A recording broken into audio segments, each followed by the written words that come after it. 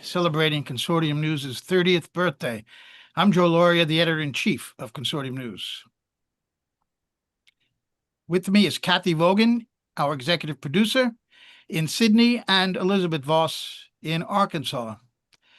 30 years ago today, on November 15, 1995, former Associated Press investigative reporter Robert Parry founded a website he initially called the Consortium and later Consortium News. Parry started online what two of his heroes had done on paper, and those heroes were the muckraking independent journalists I.F. Stone and George Seldes. Bypassing corporate media, Bob started the model for online journalism that blazed the trail for an explosion of independent media today that collectively is seriously challenging the dominance of mainstream media. Consortium News gave the public two crucial things the mainstream didn't and continues to give. One, it gives politically damaging stories to the establishment that corporate media suppresses, and also angles the mainstream media ignores that provide essential historical context that corporate media conveniently omits. Here is how Consortium News began in Bob Parry's own words. In 1995, after more than 2 decades in the mainstream news media in AP, Newsweek, and PBS, I founded Consortium News as a home for the serious journalism that no longer had a place in an American news business that had lost its way. At the time, I was the lead journalist on what had become known as the Iran-Contra scandal, and I had watched firsthand as senior news executives chose to squelch that inquiry, apparently out of fear that it would cause another impeachment crisis around another Republican president, Ronald Reagan. Such a possibility was deemed not good for the country, a view held both inside Congress and in the boardrooms of the elite national news media.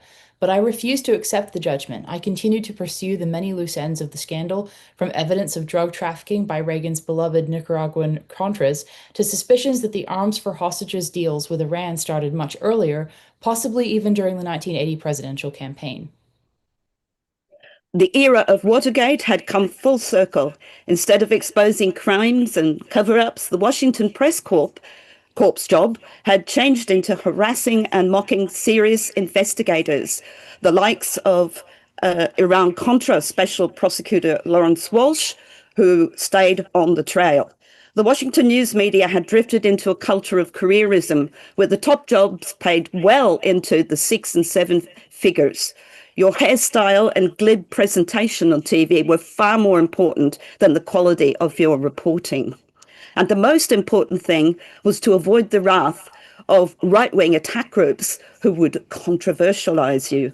By the mid-90s, it had become clear to me that there was no feasible way to do the work that had to be done within the confines of mainstream media. The pressures on everyone had grown too intense. No matter how solid the reporting, many issues were simply off limits, particularly scandals that reflected badly on the admired duo of Ronald Reagan and George H.W. Bush. Bob Parry continues, even when I obtained highly classified government documents in 1994 and 1995, shedding light on how U.S. policies towards Iraq and Iran had evolved at the start of the Reagan-Bush era, this information could find no home, even in the liberal outliers of the mainstream media. So on the advice of my oldest son, Sam, who told me about this strange new phenomenon called the Internet, I started this website in fall 1995. Besides seeing Consortium News as a place for serious journalism, I also envisaged it as a refuge for quality journalists who faced the same frustrations that I did, close quote. And that's how Consortium News was born, as a consortium for mainstream journalists who, like Bob, had had their stories suppressed. Some of the biggest stories that Bob covered, we will look at now. One of them was managing public perception, or AKA propaganda. Bob uncovered important details on the CIA and the Reagan administration working to manage Americans' perceptions away from the critical thinking of the 1970s. A big story, the first really big story that Bob worked on at Consortium News of worldwide importance was the Iraq 2003 invasion.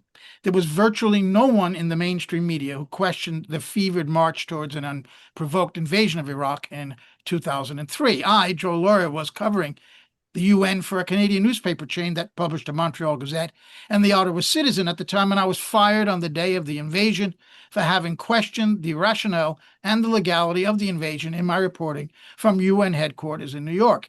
Chris Hedges, today a member of Consortium News Board, had to leave the New York Times after a speech he gave opposing the invasion. That's what it was like in the mainstream media at that time. But over at Consortium News, there was open and repeated questioning of the Bush administration's motive and cover story for invading a country that posed no danger to the United States. It was shortly after the invasion that the Veterans Intelligence Professionals for Sanity, or VIPS, one of whose co-founders is with us tonight, was formed to follow up on the criminality of the invasion and then on many other issues. Another major story covered by Consortium News has been Ukraine. Bob was a real investigative reporter, a term that is very loosely appropriated today by many beginners in this trade. That meant that he spent months on a single story in the days when news organizations spent real money on that sort of thing. He also knew what it meant to be politically neutral. While he attacked the right from 1995, in 2014, he began to take on the nonpartisanship that characterizes Consortium News by attacking the Democrats too.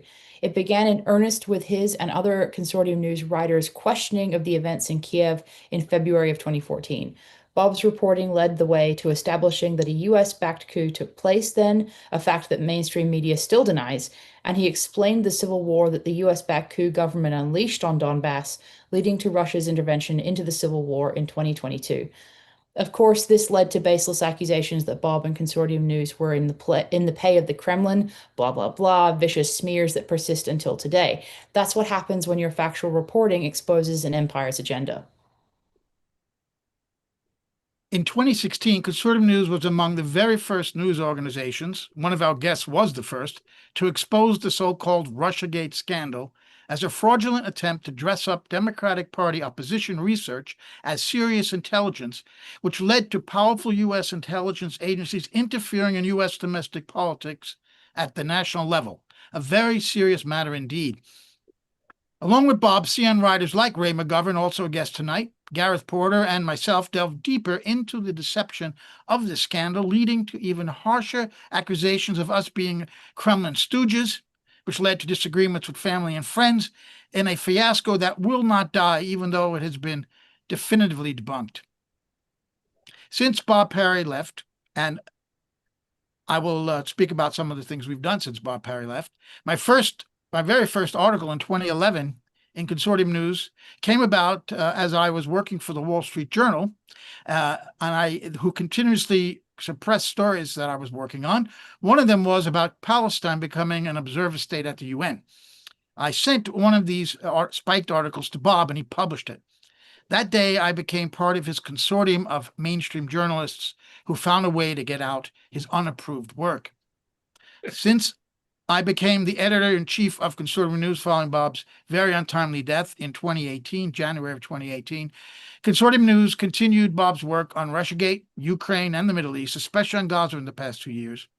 Consortium News has also distinguished itself in its coverage of the persecution of journalist Julian Assange, which Bob Parry wrote about in 2010, December, at the very beginning. He figured out that story, incidentally. The persecution of Assange by the U.S. and British governments. Naturally, that made us even more enemies of those pursuing their own and not the public's interests. In the summer of 2019, Consortium News began its webcast program, the one you're watching now, CN Live, and I, Kathy Vogan, am the executive producer. Bob Parry always wanted to do more video as he saw that that was the future in independent online journalism. Just going to turn this on. Okay, he had made a very rudimentary start. At the beginning of 2018, Consortium News videos were only watched in 5 countries. When CN Live started, it was seen in 18 countries. And by 2020, it was up to 48 countries. Today, it's 163 countries. CN Live made its mark, especially in the coverage of the Assange case, but also on Gaza, Ukraine, the Epstein case, and many more topics. Thank you, Kathy. Most people are motivated by self-interest, but not everyone. Even though those who are motivated by self-interest, thinks that everyone else is. Taking Russia or China or Iran's or Palestinians' point of view into account is death for the career of a Western journalist. So why would Bob Parry and the many contributors to Consortium News do that, except that they are motivated by something higher than self-interest? Before we begin our discussion, I want to share these words by the late and truly great John Pilger, which he said on the 25th anniversary of Consortium News. Quote, Consortium News was started 25 years ago by the late Robert Parry, one of America's finest journalists. It is the newspaper you can no longer buy at the newsstand, an oasis of real journalism which now needs your support urgently. So we do ask you in the course of this show and afterward to go to our website, consortiumnews.com, and there's a red button that says donate on that. Please press that and help us out during our 30th anniversary fall fund drive. Our guests tonight are former CIA analyst Ray McGovern and John Kiriakou to discuss how they became dissidents and transitioned to journalism. And then we have two veteran, highly accomplished ex-mainstream media journalists, Mary Kostakidis and then Patrick Lawrence, to discuss the state of media today and the increasingly influential role of independent media in challenging the mainstream dominance. First guest is Ray McGovern, probably the second most important figure in the history of Consortium News, Ray. On December 28, 2011, Bob Parry wrote, quote, to my great satisfaction, we also began developing what might be regarded as unlikely relationships, we being Consortium News, unlikely relationships with former CIA analysts such as Ray McGovern, Peter Dixon, Melvin Goodman, and Elizabeth Murray. Though these CIA folks had been trained not to talk to journalists like me, it turned out they also were looking for places to impart their important knowledge. I found that our experiences had run on parallel tracks. In the 1980s, as the Washington Press Corps was facing intense pressure to toe the Reagan-Bush line, the CIA analysts were experiencing the same thing inside their offices at Langley. It became clear to me that the right's central strategy of that era had been to seize control of the information flows out of Washington. To do so required transforming both CIA analysts and Washington journalists into propagandists. The crowning achievement of that project had been the cowering CIA analysts and fawning journalism that had been used to whip up popular support for George W. Bush's invasion of Iraq in 2003. And that is where I fear we still stand, Bob Parry wrote in 2011, stuck in a dangerous swamp of disinformation, spin, and lies. And I dare say we're still in that swamp. Ray McGovern, thanks for joining us. Ray, can you please, for our audience, explain what you did at the CIA, concisely, what made you a dissident, and how you transitioned to journalism with the assistance of Robert Parry? Take it away, Ray. Well, thanks, Joe. First, let me add an addition here. On Russiagate, the very first person to release the whole schmear and analyze it exactly right was another fellow called Patrick Lawrence. I think he's right. There you go, Patrick. And if you want to see something really artful, you could see what Patrick did on Salon the day that Hillary Clinton's folks decided this is what they're going to do. The very day, Democratic National Convention. So I really feel that Patrick was even a couple of weeks before the rest of us. Anyhow, I was an analyst at CIA in current intelligence. That meant that I was a sort of a journalist. I had access to other sensitive sources, of course, and I had to make judgments based on fragmentary, not the whole picture. That was a little different from journalism. And when Bob Parry asked me to join Consortium News, it was a delight because I knew what Bob had done in his work on Central America in particular. It was a natural transition. We had, as Joe just mentioned, just created veteran intelligence professionals for sanity. People laugh at sanity, but there was no sanity at all going on in Washington at the beginning of 2003. The press had already been completely corrupted. No one could get a word in edgewise. So we wrote our first memo on the afternoon, actually, of Colin Powell's performance at the UN Security Council. Could February. I stop you there, Ray, for a second? I think Yeah, you may sure. have skipped over something. If it's not Yeah. classified, I want to know what it was that made you into dissident. What happened? What did you see at the CIA that changed you? And then how did you meet Bob Perry? How did you contact him? I've never actually myself heard this story. Yeah, well, he contacted me after we had published a whole bunch of stories, myself and then VIPS. Um, but this business about me becoming a dissident actually is the agency that became a dissident. I mean, believe it or not, we were created to tell the truth. Truman wanted some little agency responsible only to him, okay? Career protection by him to tell him which end was up. He didn't want the Pentagon, he didn't want the State Department messing around with this. He knew what it was like. He wanted the real deal. And for most of my career, I was a Soviet analyst, okay? So there was a big premium on getting that one right. And we got it right for two-thirds of my career. And then Bill Casey and Bobby Gates came in. Our institution failed, but the people I knew got it right, and I got it right. And luckily, by a strange fate, I was working with Ronald Reagan's President's Daily Brief, one-on-one downtown with his Vice President, Secretary of State, Secretary of Defense, Chairman of the Joint Chiefs of Staff, and the National Security Advisor. Those were the people we briefed. We were a team. I do two or three of those a day. Reagan usually slept in. We seldom saw Reagan, but this is a big deal. Now, those were the days when Bob was searching around for making consortium news even better than it had already been. And with the sanity that we introduced here, it was natural that he asked several of us to sign up and write. I don't want to take a lot of time here, but I was thinking about a vignette that I could tell a true story about Bob. Yeah, maybe I'll pick this one.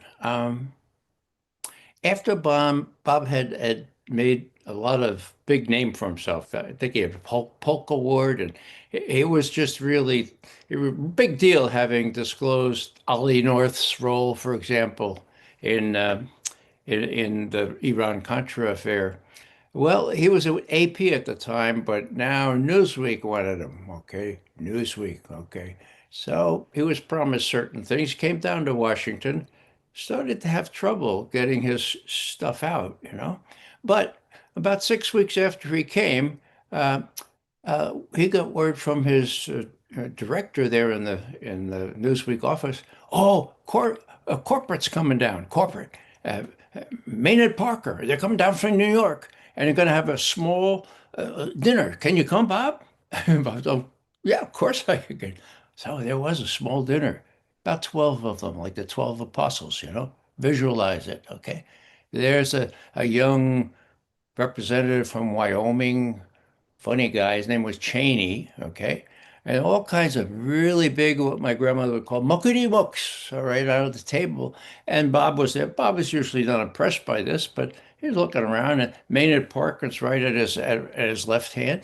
So in the midst of this dinner, or in the beginning of it, Brent Scowcroft, who had just left his post as National Security Advisor, piped up gratuitously and said, "Well, gentlemen," and they were all gentlemen, "gentlemen, my successor, Admiral Poindexter, is going to have to go to the Hill on Tuesday, and he's going to testify about Iran-Contra and what we told the president. Of course, I've told him that he should say that we never told Ronald Reagan zero. We never told him a thing." Now, Robert Parry was not used to that kind of milieu. And unintentionally, he opened his mouth and dropped his fork, which shattered the shrimp cocktail dish, made a big din. And without thinking, Robert Parry says, "General Scowcroft, do I understand that you would encourage your successor to perjure himself before he testifies before Congress?" Yeah, that's how quiet it was for about, Bob says, half a minute, probably, maybe it was a minute. And then finally, Maynard Parker from Newsweek CEO, big guy. He puts his arm around Bob. He says, "Now, Bob, Bob, you have to understand. We know what's best for the people." And there was chuckling. Ho, ho, ho, ho, ho, ho, ho, ho, ho. Guess how long Bob stayed at Newsweek? I forget exactly. It was like 4 to 5 weeks. They wouldn't. So the lesson here is simply um, we know what's best for the American people, and if we have to lie before Congress, come on, that's what you do. Why? Because we can't let the American people decide these things. I mean, who knows best? We know best. And Dick Cheney and Scowcroft and all of them being there. And I mean, there was a lesson for me. Bob didn't like to tell that story very much, but it's my favorite story. And I hear lots of others. But again, I'm sensitive to how many others are waiting in line here. So maybe I'll just say one other thing, and that is that when Bob died, yeah, I'll tell this little thing. I went to visit him at Arlington Hospital. He had a stroke. He wrote something after his first stroke. He was sort of compos mentis, but not much, not really. And I went in the room, and there were a couple of people there, and I said, "Hi, Bob." They look at me, "Ray, it's too much. It's just too much. Too much. Yeah, right? Is that right? Yeah, I told you it's too much." So he was not really with it completely, but his message was that he knows what brought him to this state. It was too much. And and all I'm wanting to say here is that yeah, it was pancreatic cancer, but these things, when it's too much, when you have the kind of stress that Bob was undergoing with all his friends, not all, not Cy Hirsch, not those kinds of folks, not us, but all his old journalist friends abandoning him, calling him a conspiracy theorist because he supported Gary Webb up till the end. It was hard for him, and that was hard to see that he kind of realized in a semi-conscious way that yeah, it was too much. Lesson for the rest of us: it gets to be too much. Okay, so I think I've asked Joe Lauria to listen to this little sermon, but don't let it get too much for you. I It think it did already for is. It Bob. already is. We need you around. Was that? It already is. It already is. It Yeah, has but you been. gotta Yeah, but you got I to don't deal know. with it in a more sensible. Bob was working, well, he didn't accept calls on Sunday morning because he liked to reserve that for his grandchildren, right? Otherwise, 7 days a week, whatever the hour, it was urgent because we were the only, well, not the only, but for a long time, we were almost the only act in town. And I'll just say that, Joe, delighted to have you replace him because you're carrying on the tradition in a way that I never would have thought possible. So thanks. Well, thank you, Ray. Recording in progress. I immediately made I already made what am I saying? I already made within the first week or two of taking over, I made a change. And that was that there's no working on the weekends. So Bob works 7 days a week. Now I only work 4 hours a day on Saturdays and Sundays. So that's let's move. I want to ask you some more about what Bob taught you and some of the highlights for Consortium. So let's move on to John Kiriakou, who's been listening. John, I don't know if your story is anyway. How is it different from Ray's story? You're both out of the agency, and you both moved into journalism, and you're both writing for Consortium News. But what's different? What's different for me was that I came around much later, I think, than Ray did.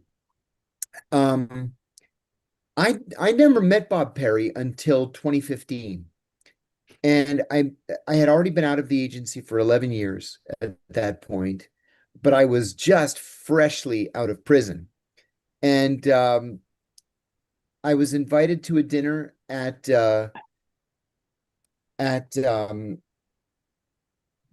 Barbara Capel's house in Washington. In fact, you may have been there, Joe. I can't remember. You're at a lot of them. And I mentioned one of them. Yes, I Bob mentioned was one. there. Yep, and Bob was there, and we were talking, just sitting at the table. And about halfway into the evening, he said, "Wait a minute, are you John, the torture whistleblower?" And I said, "I am." And he said, "I'm sorry, I didn't put two and two together." And we chuckled over it.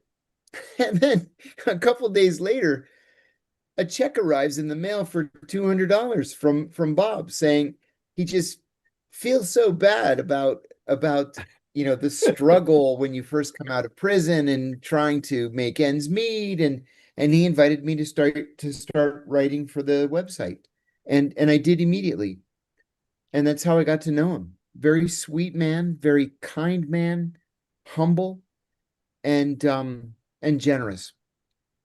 And so, honestly, my only regret was I wasn't able to know him longer, because it wasn't too long after that he had his stroke and got sick. And then that was the end of it for him. But I was honored to know him, even though it was just a short period of time.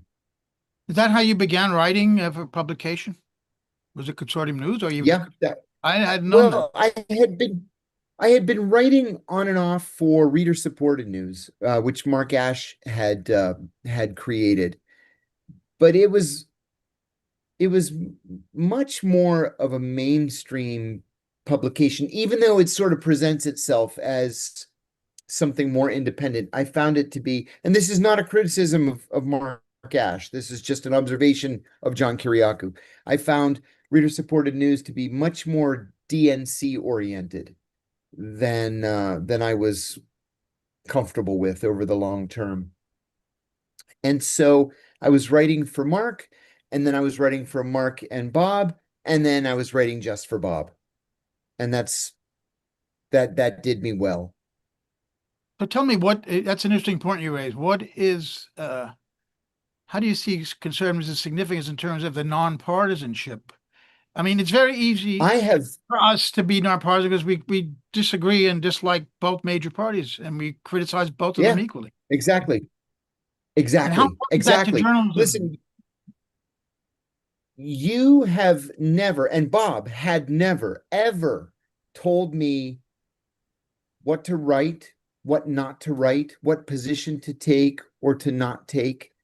And at Reader Supported News, as soon as Donald Trump won the Republican nomination in 2016, we just were not allowed to criticize Hillary Clinton. It was off the table. No criticism. It was anything to stop Trump. And I said, but Hillary's just as corrupt as Trump is. Hillary's positions on the issues are just as bad as Trump's are. And I said, I'm not a Democrat. I don't know why I should have to write in support of the Democratic nominee when I don't like her and I don't trust her. And so it got to the point where he said, well, I think we're not really going to be able to use your articles anymore. And I said, yeah, I'm really not comfortable writing for you anymore. And then that was the end of it in 2016. And that was that was 9 years ago. 9 years have passed. I speak with him every once in a while. All he does is complain about Donald Trump, which is fine, but that doesn't mean you have to jump in bed with the other guy. And so, we just It's kind of bigger wished than each that. other well, and that was the end of it. It's bigger than that, John, obviously, bigger Say than again? radio. It's bigger than that because the mainstream media, the newspapers, and especially the main cable news, they're completely partisan now. I mean, I blame Totally. Rupert Murdoch for this because what Fox News became the first one was openly pro Republic one party. There was no pretense anymore of objectivity, and they blew the other Yes. MSNBC and CNN out of the water. They destroyed them. So eventually, the other two networks had to replicate that, and they chose the Democratic Party. So now all of those three networks are ruined. And we've seen now that the mainstream papers, and Ray is very familiar with this because he closely, as Bob did, criticized the Washington Post and the New York Times almost every day about the way they covered various things, whether that be Ukraine, Russia, Russiagate, Syria, etc. So how much bigger is this problem about the mainstream? That's a good segue after you into Mary about the mainstream media and what's wrong with it, and from your perspective, John. Well, I'll answer that by telling you a short anecdote. I used to have a radio show with Brian Becker, And we covered a lot of politics on this show. It was on the Sputnik network. And so I would get up early every day and watch Morning Joe on MSNBC because they talked about politics more than the other two shows. I normally flip around through all of the networks just to see, you have to see what everybody's saying. It's gotten to the point where Morning Joe is unwatchable.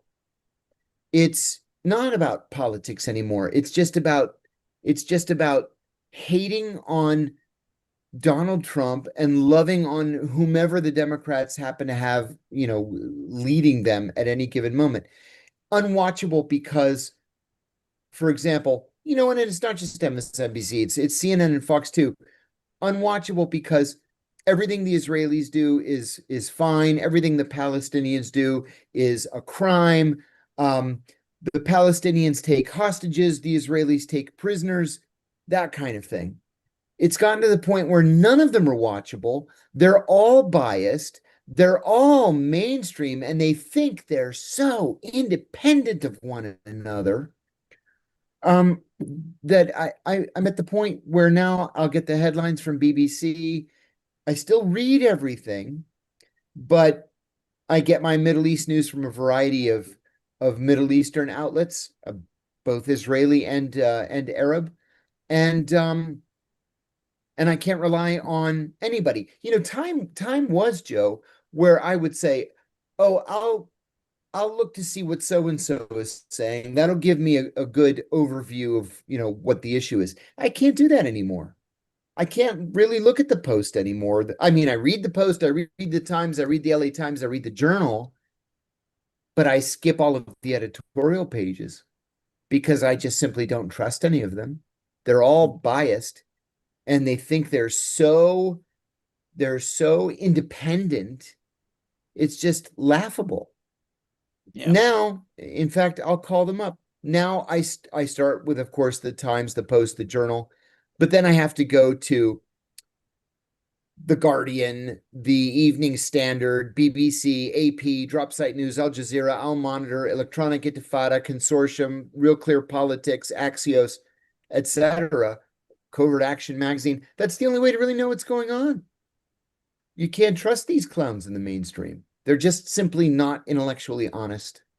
Mary Kostakidis is smiling and nodding, and Mary, of course, was 20 years a face of evening news, an anchor woman for the SBS newscast, and she transitioned then to independent journalism, where she is now. So, Mary, take it from where John was saying. What is going on with the mainstream media, and what about independent media? Is it really challenging it today?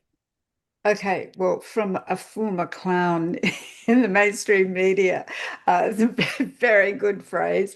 Can I just firstly congratulate you, Joe, and your team on the work of Consortium News? It's been invaluable to me, as I'm sure it has been to people around the world for a very long time. And just to say what an honor it is for me to join you here today to celebrate Robert Parry's legacy, and with John and Ray and Patrick, whose work I've admired for years. I think we live in dangerous times because of the unprecedented suppression of speech throughout Western democracies. Now, no one is suing the mainstream media because it doesn't undermine the narrative sanctioned by the establishment. So, however, the Gaza genocide, I think, has exposed like never before the failure of the mainstream media to inform the public and to provide analysis and perspective that isn't profoundly disconnected from the reality of the public scene on their devices. So it's a continuation of the dehumanization of the people on one side of the conflict, which has been happening for decades and has resulted in impunity for Israel and led to the genocide. They still won't use the G word, and nor in Australia certainly refer to Palestine because it's contested, though most countries in the world have recognized it, because Israel still has to be treated with enormous tact and respect. It's independent media that is debunking the lies, providing context and history, and giving the other side a voice. You know, most Australians will never have heard anything Putin has ever said, let alone Lavrov. They are part of this sort of axis of evil. You know, people in countries who do terrible things because, unlike us, unlike our allies, they can never be trusted. They're inherently bad faith actors. And that maintains a fixed prejudice and polarization, often based on ignorance, and eliminates any chance of understanding a conflict, let alone how it might be resolved. You only have to look at the Holy Grail. Objectivity, tick.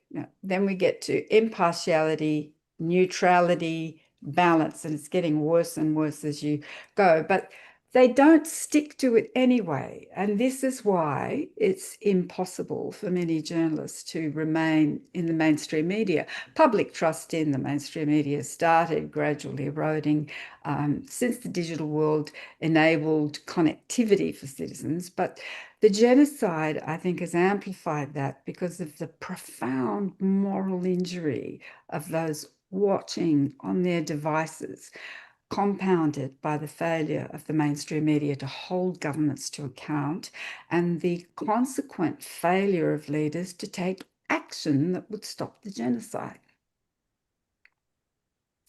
I'll stop there because I don't want to talk for too long. All right, let me ask you one more question then. Yeah. You in the era in which you were on mainstream television, there had already been a consolidation of media in Western countries. So we already saw how corporate-run media was pushing an agenda that was good for the interests of powerful people and government. But was there in those days, and Patrick could weigh in on this too when we bring him on, were there in those days, and John Pills used to always say that, there used to be a space in the mainstream media for someone like him, for someone like John Pilger, who would get his stories plastered on the front page of the Daily Mirror in London, who made those incredible documentaries for Granada TV. And he said it's impossible today. He would never, had he been starting today, never been able to go into journalism, or certainly mainstream journalism. So I want to see did you recognize in those days something that's gone, and why is it gone? Why do you think it disappeared? It is gone for some of the reasons others have been talking about so far. But to give an example, the organisation that I worked for was a public broadcaster, and I was part of establishing the service. And we hoped, those of us that were there at the time, that we would be able to use something other than purely the global north lens to look at the world. And in the beginning, there was an attempt to do that. We would run longer background stories on news items in the news. But as time progressed and other things happened in society, and this is all linked to other things, media is not operating in a vacuum. There was an influx of journalists from commercial television, and there was a push to commercialize the public broadcaster, to have advertisements on.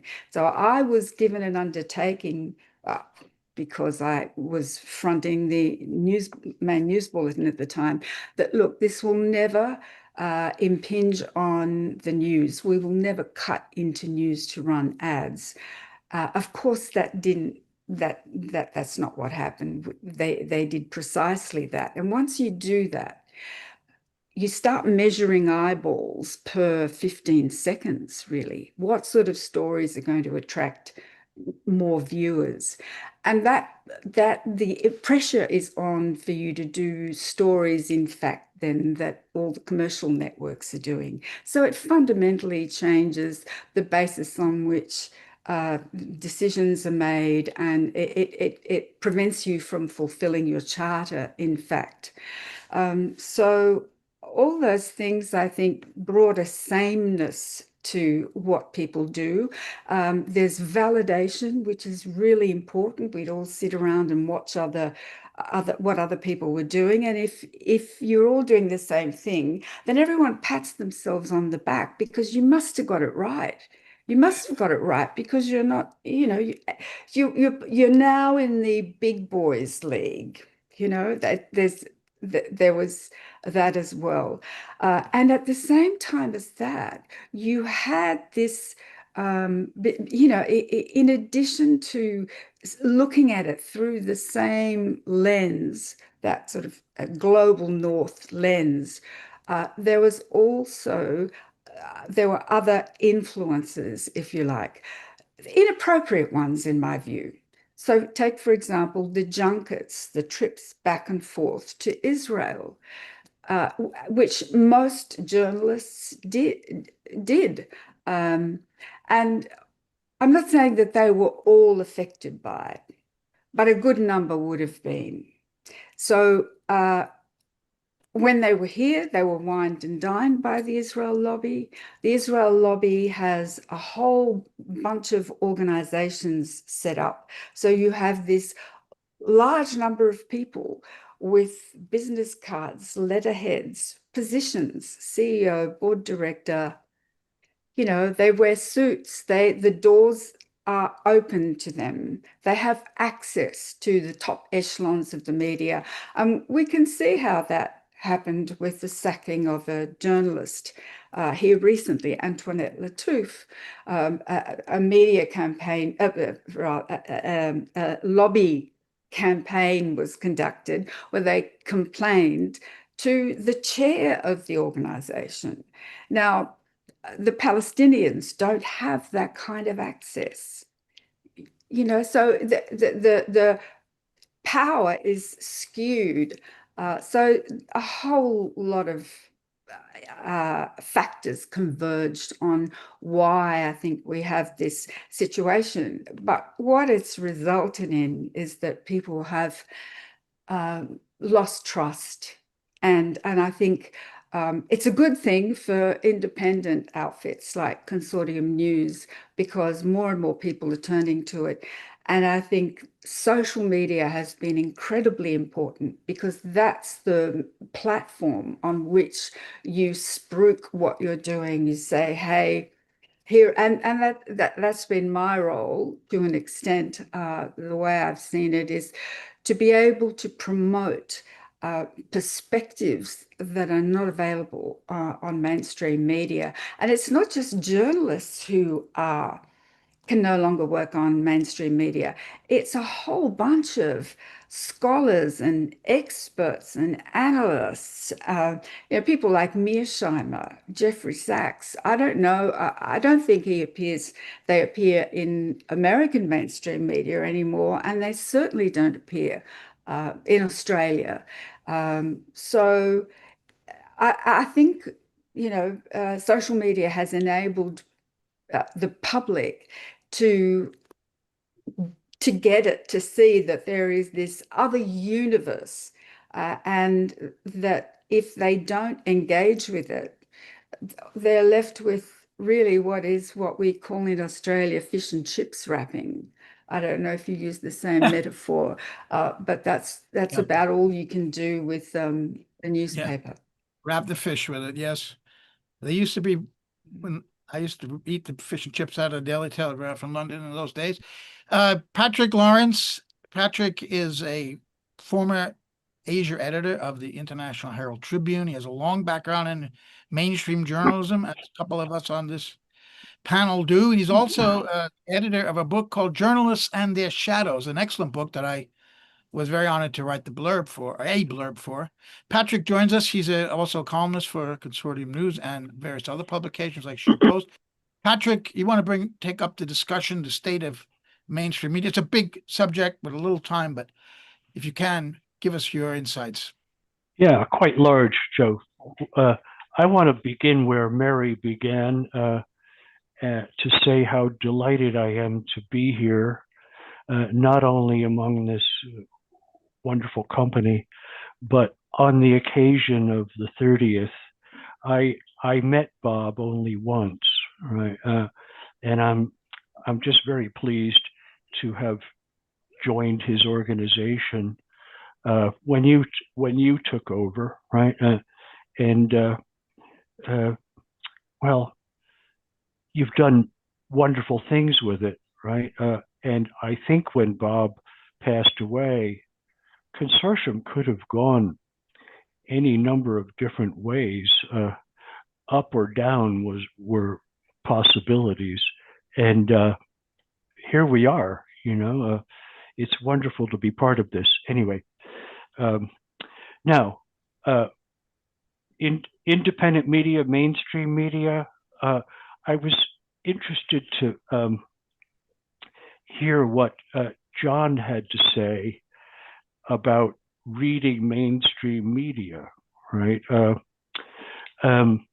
It's the credibility of mainstream media is, I don't think collapsed is too strong a term. If you, that's empirical, but if you want statistical evidence, all the surveys, Gallup and Pew, nobody believes it anymore.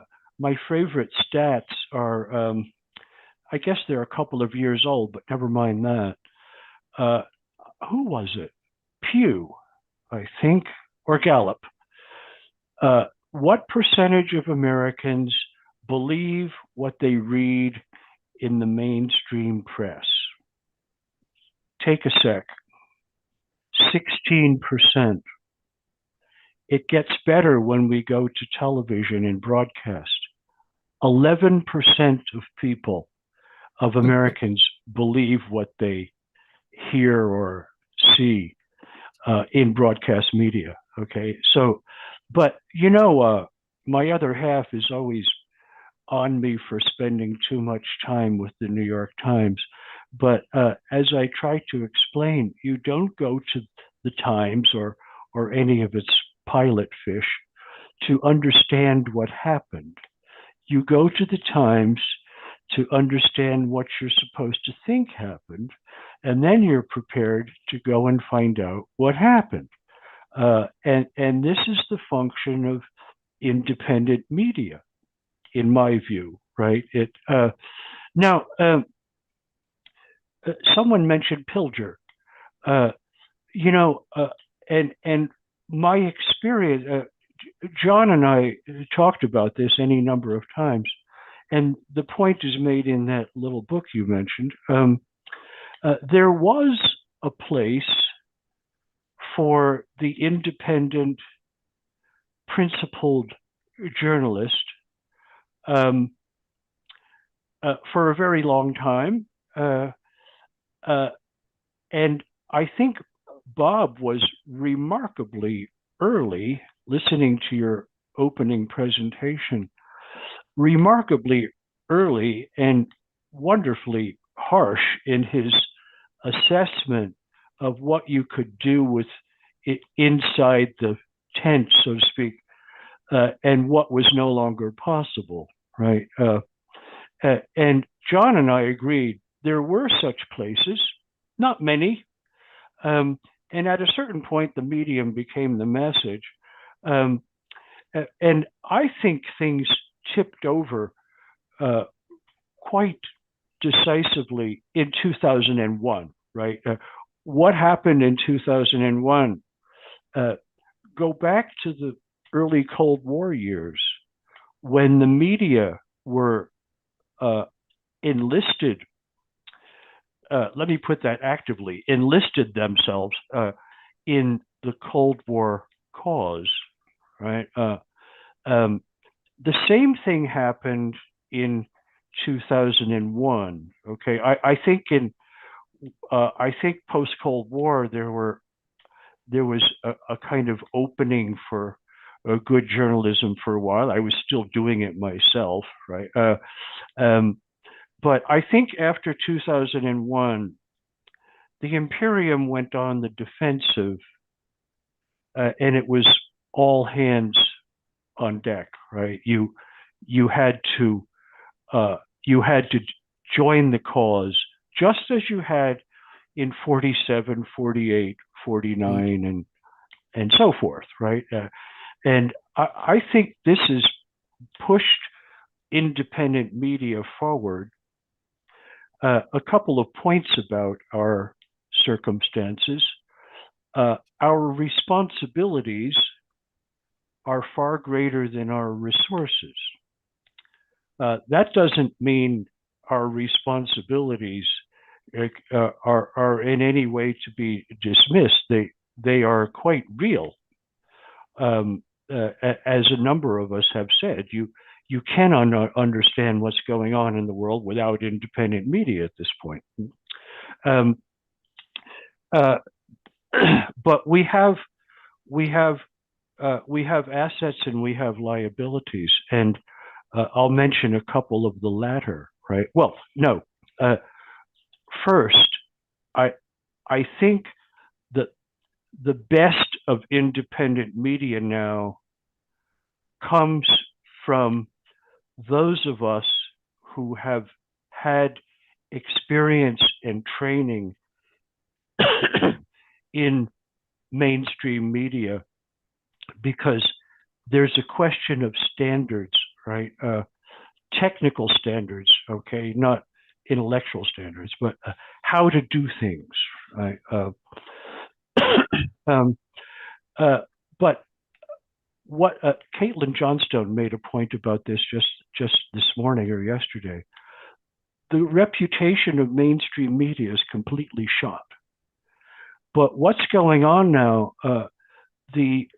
Our vulnerability is that we're digital, and you know, the whole sort of algorithm story and all that, right? That was Caitlin's point. So our strength is also our vulnerability, right? There are other things I would like to mention. They came up when you and I met in Switzerland this past summer. We need a revenue model, you know, not just because I'd like to be paid more. That's a separate topic. But because we need to attract people inside mainstream media. There are countless reporters and editors who would like to do better. I don't think they're all whores, right? I think they're stuck with school bills and all that sort of thing. And we need a revenue model so that we can grow. This is a long-term point, okay? Figuring out how to attract good, solid, trained journalists, right?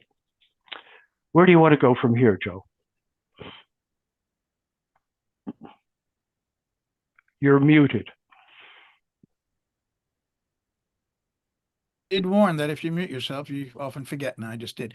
That's a very good point you did about the technical sides of those of us in the mainstream. We learned how to evaluate evidence, how to gather news, what to write the story. I mean, these are things just not everybody could just do it. I mean, no, there's been a craze of citizen journalism, but that takes away from those of us who've actually worked in this business for a long time and how difficult it is. So to combine those skills and that experience with the right political point of view is the issue here, because in the mainstream, they can get the story, but they're skewed by corporate and government empire agendas. I learned that the Wall Street Journal was very clear that they were pushing American foreign policy interests in their reporting. They could not understand to be neutral, to actually international crises are extremely dramatic. If you look at all as a play, different actors in there. Take the Iranians, the Americans, the Israelis,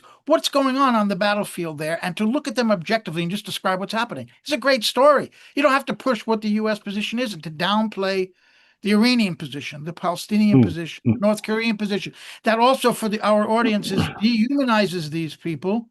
It makes it easier to go to war against them because our readers and viewers don't have any kind of relationship with average people in Palestine or in North Korea or any other country the U.S. is targeting, Venezuela. We don't know these people. So they're just statistics when they're killed, right? So this is a real problem, the agenda of the mainstream media.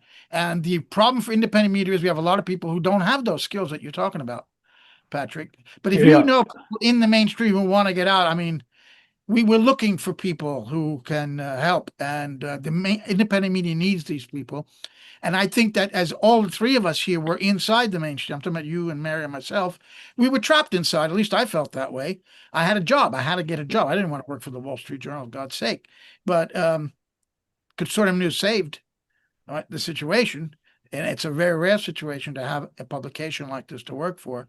But there are people stuck and trapped who want to get out and do independent media. Lots and lots.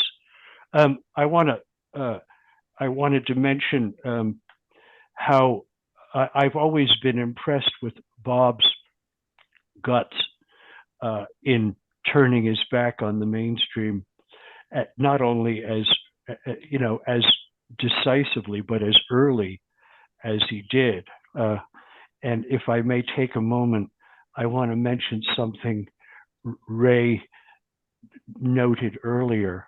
Right, Bob spent a few weeks at Newsweek. There's no publication better for propelling anyone out of the mainstream media, right? And I was quite amused that Maynard Parker is the one who seems to have passively persuaded Bob, get out of here, right? Because Maynard Parker fired me in what was it, 1985. It was a disaster. I was living in Hong Kong with very high overheads, but one of the great blessings of my career, right? Anyway, Ray, thanks for mentioning that story. I liked it. That's very interesting, that connection there.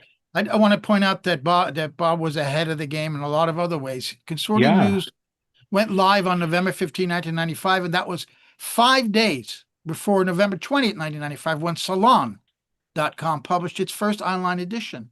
Salonmag.com it was called. That's where Patrick was working and published the very first Russiagate story, the one that I referenced in my beginning and Ray pointed out. And then the New York Times launched theirs on their online edition, January 22, 1996.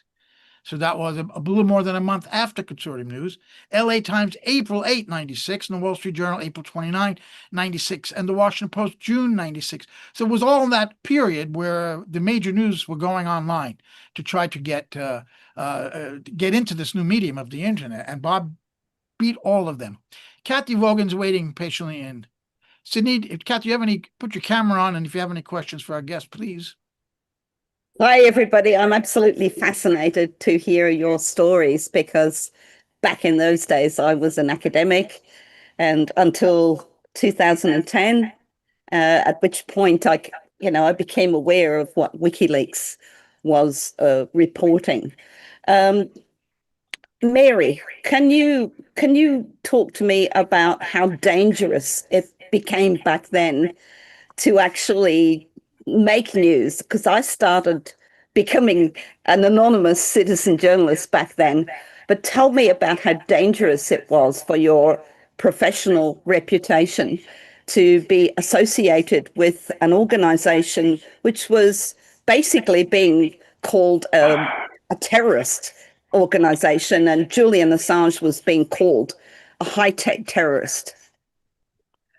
Well, I was out of mainstream media by then, Kathy. I think it would have been very difficult for me if I'd still been in the thick of it. But it was certainly, it puts you outside the circle,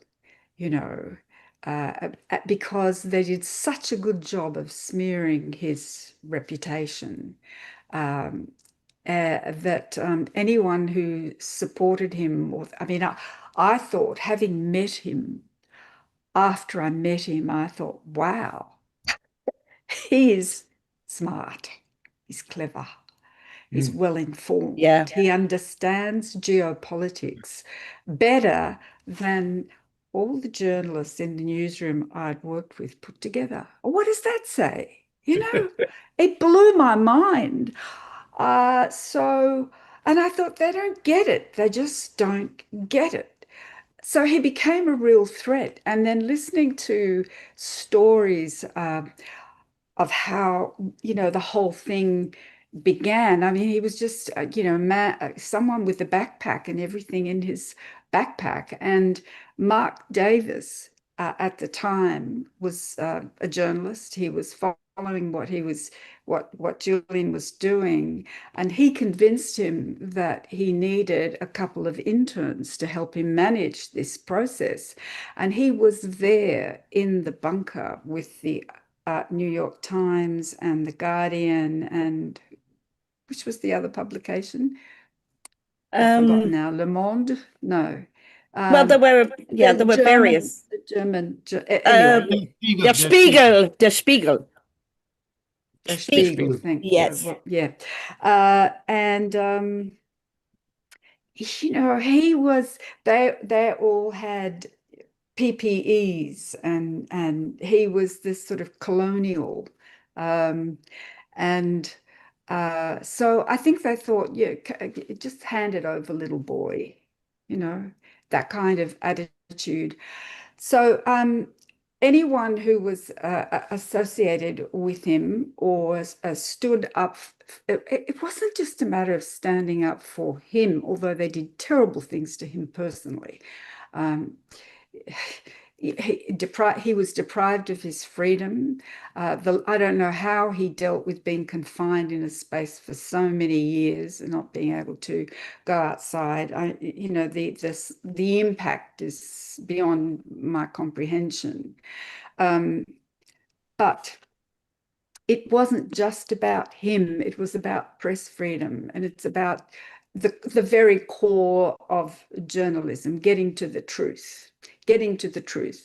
And going back to some of the other things everyone else has said, it is not about whether you're left or right.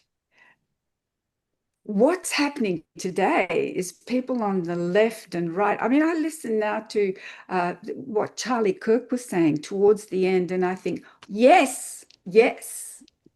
And I listen to Tucker Carlson. I mean, I take my hat off to him because he has the capacity to change his mind. How many people in the mainstream media have demonstrated that?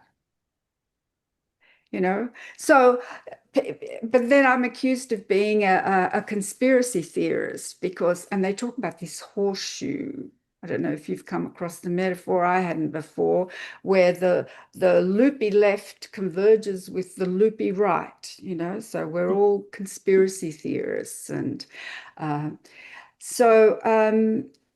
but we're finding resonance amongst the public, and that's what matters. When I appear, when I talk at events, I sense that the public is with us. They aren't with them. I mean, of course, being on social media, I get trolled badly. I get sent bombs. People are rude, telling me go back to where I come from, and all sorts of things far worse than that. And it's all water off a duck's back, frankly. But essentially, I think there's been a massive impact by independent media, independent journalists, and that we have to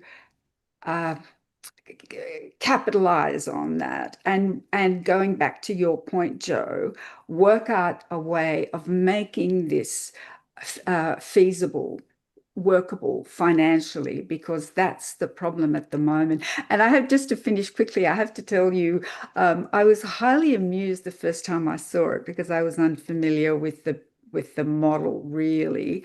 But I've watched Judge Knapp do it, and I think I've watched Tucker do it, where you do an ad in the middle of what you're doing. All of a sudden you pop up and talk about gold or investing in gold, and it's just blew my mind, because it's isolated. And then it goes back to what was happening. And I think it's based on the fact that the people advertising are doing it because you have a certain number of listeners. It doesn't, I don't think it doesn't work in the same way as the mainstream media, where there's pressure for you to do more of the stories and adopt a position that's going to bring in more money, because that decision rests with that individual. It rests with Judge Knapp, and Judge Knapp makes it very clear what he wants to achieve in the same way that you do, Joe, and everyone associated with mainstream media. Sorry, Patrick, do you want to say something? No, wait, I have to do this spot on copper. I'm selling copper. No, Yeah. I was going to say, Mary. I do want you to gonna go to the say- front page of Consortium News and click on the donate button and send us your coppers. Okay. I was going to, Mary, I was May I going to inter- say it's either gold or nutritional supplements. Don't forget those. Yes. Yes, that's right. And may I Now, interrupt for a second, wanna Mary? mention I'm something. embarrassed to even say, that I'm beginning my gold and nutritional supplements pitch on Tuesday for my podcast.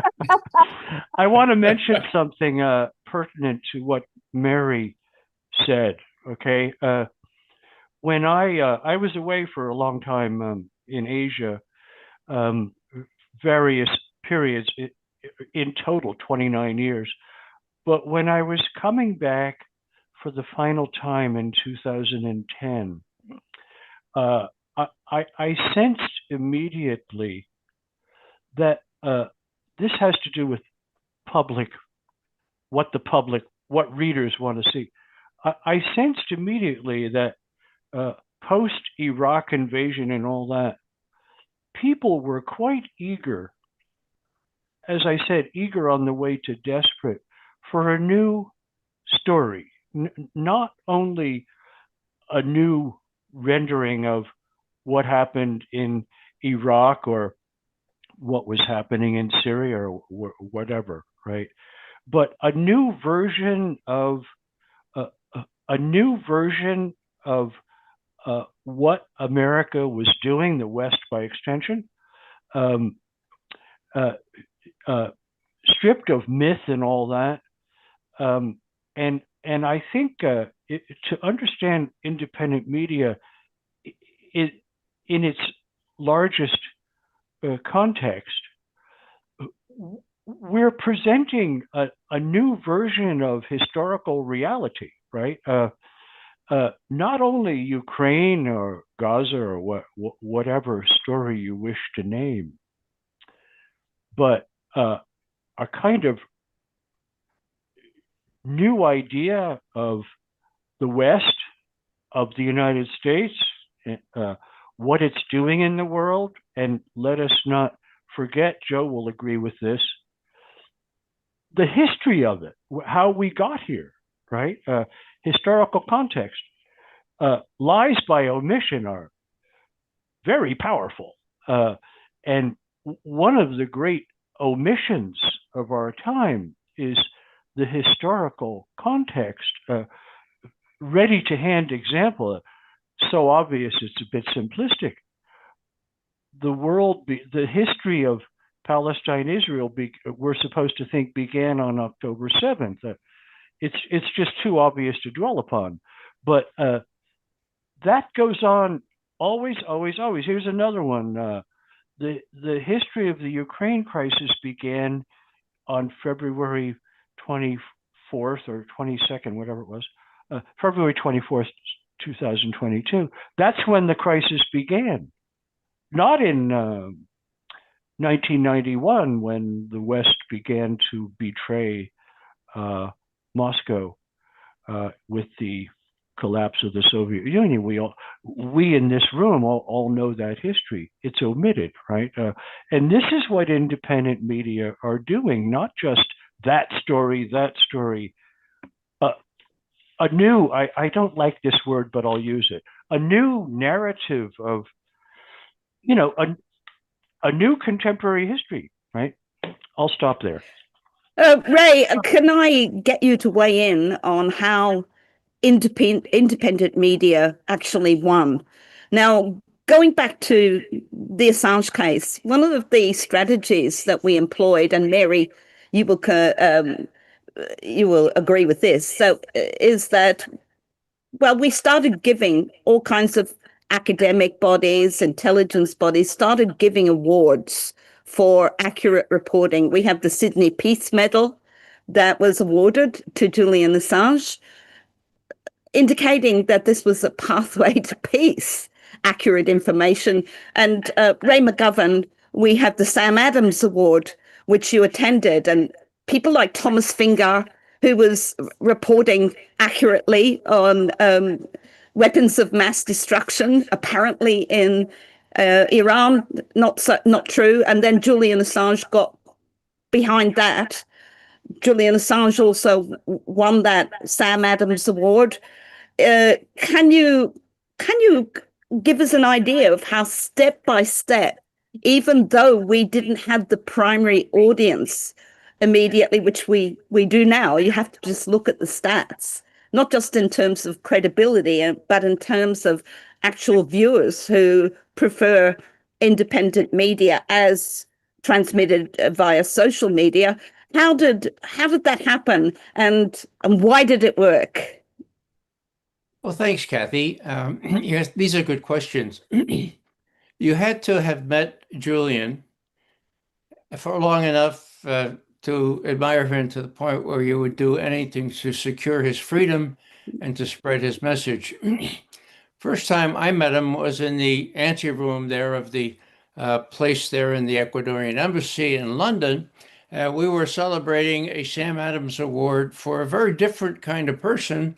He was the head of State Department intelligence, but he had stood firm and prevented Bush and Cheney from making war on Iran because he said in a national intelligence estimate, Iran had stopped working on a nuclear weapon at the end of 2003, had not resumed.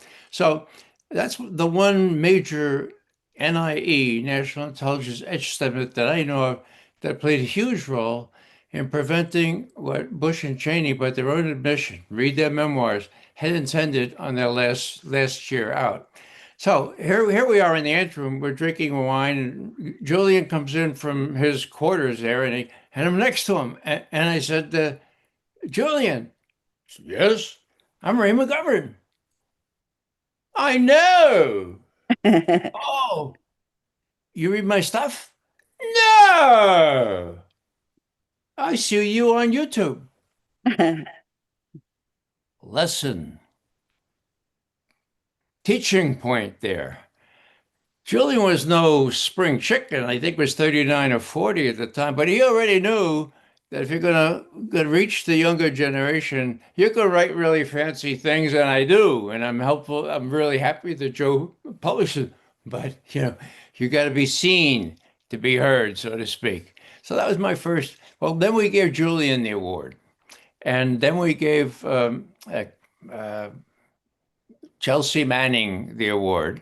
And we gave Daniel Ellsberg the award 2 years ago. It was a very moving ceremony because he duly was celebrated for his first leaks, which helped put an end to the Vietnam War in 1968, not 1975. So the notion here is that we have Craig Murray and we have Annie Marchand. We have people from Britain. We have a Dane major that spilled the beans on Fogh Rasmussen. They're lying about. So we have an international group here. We're on our 25th, I believe, nominee right now. But the idea is solidarity, okay? Mutual support. People get recognized by people they admire for doing what is good, okay? So last thing here on this thing is that in the Catholic Worker House in Baltimore, where Phil Berrigan used to be a part, there's a great big sign behind the common eating area, and it says, "The first duty of discipleship is to support one another." solidarity. Whoa. Now, I recommend that to all of us because, and we should meet again next year at this time, Joe. This is very salutary. It lifts my spirit. It's just good to be with the rest of you guys. I have a little bit more to say about that, but I want to monopolize the conversation. Maybe I could go back later. Yes, Mary. Mutually- Sorry, go ahead, Joe. No, go ahead, Kathy. Okay, so Mary, I just wanted to get back to this concept of how we actually achieved predominance in the independent media. I think it's something to do with news for everybody, and that goes back to what you said, Joe, about ordinary people. They want news, but it has to talk about them. So did we actually get there through projects like Unity for J, where there were 50 people in at a time talking all about the same subject, also congregating on one single issue. The whole idea being that, okay, we can come together on one single issue. We don't have to agree on everything. Is that kind of the way that an audience was finally gathered? I think people come to it gradually for different reasons, but I think it's more that the other side stuffs up and stuffs up badly. Yeah. And I think going back to what Ray said about the importance of visual impact, this is what Julian did with Collateral Murder. It was showing that tape. I mean, there was a whole lot more in the revelations, but that tape was emblematic of what was happening, and it spoke to people. And in the same way, when Madeleine Albright is asked, was it worth killing 500,000 kids? And she can say, yes, I think it was worth it. That's shocking, but it hasn't had the same impact as watching children beheaded, shredded, half their faces blown off, their intestines hanging out. So we're at a moment where the public, I think, in much larger numbers have gone, whoa, there's something very wrong here. There's something I knew I couldn't trust this media, but now I know I can't trust it. And the problem is because no one's been able to stop this slaughter. People are thinking, well, hang on, but what does it mean? Not just for these people who are dying, whose children are being killed. What does it mean for us, for our future, for our children? Because if no one's prepared to stop someone doing this, they'll do it to someone else next. Yes. Yes, So exactly. I think that's why I think this is such an important moment in history, not just in the geopolitical sense, but in terms of the media and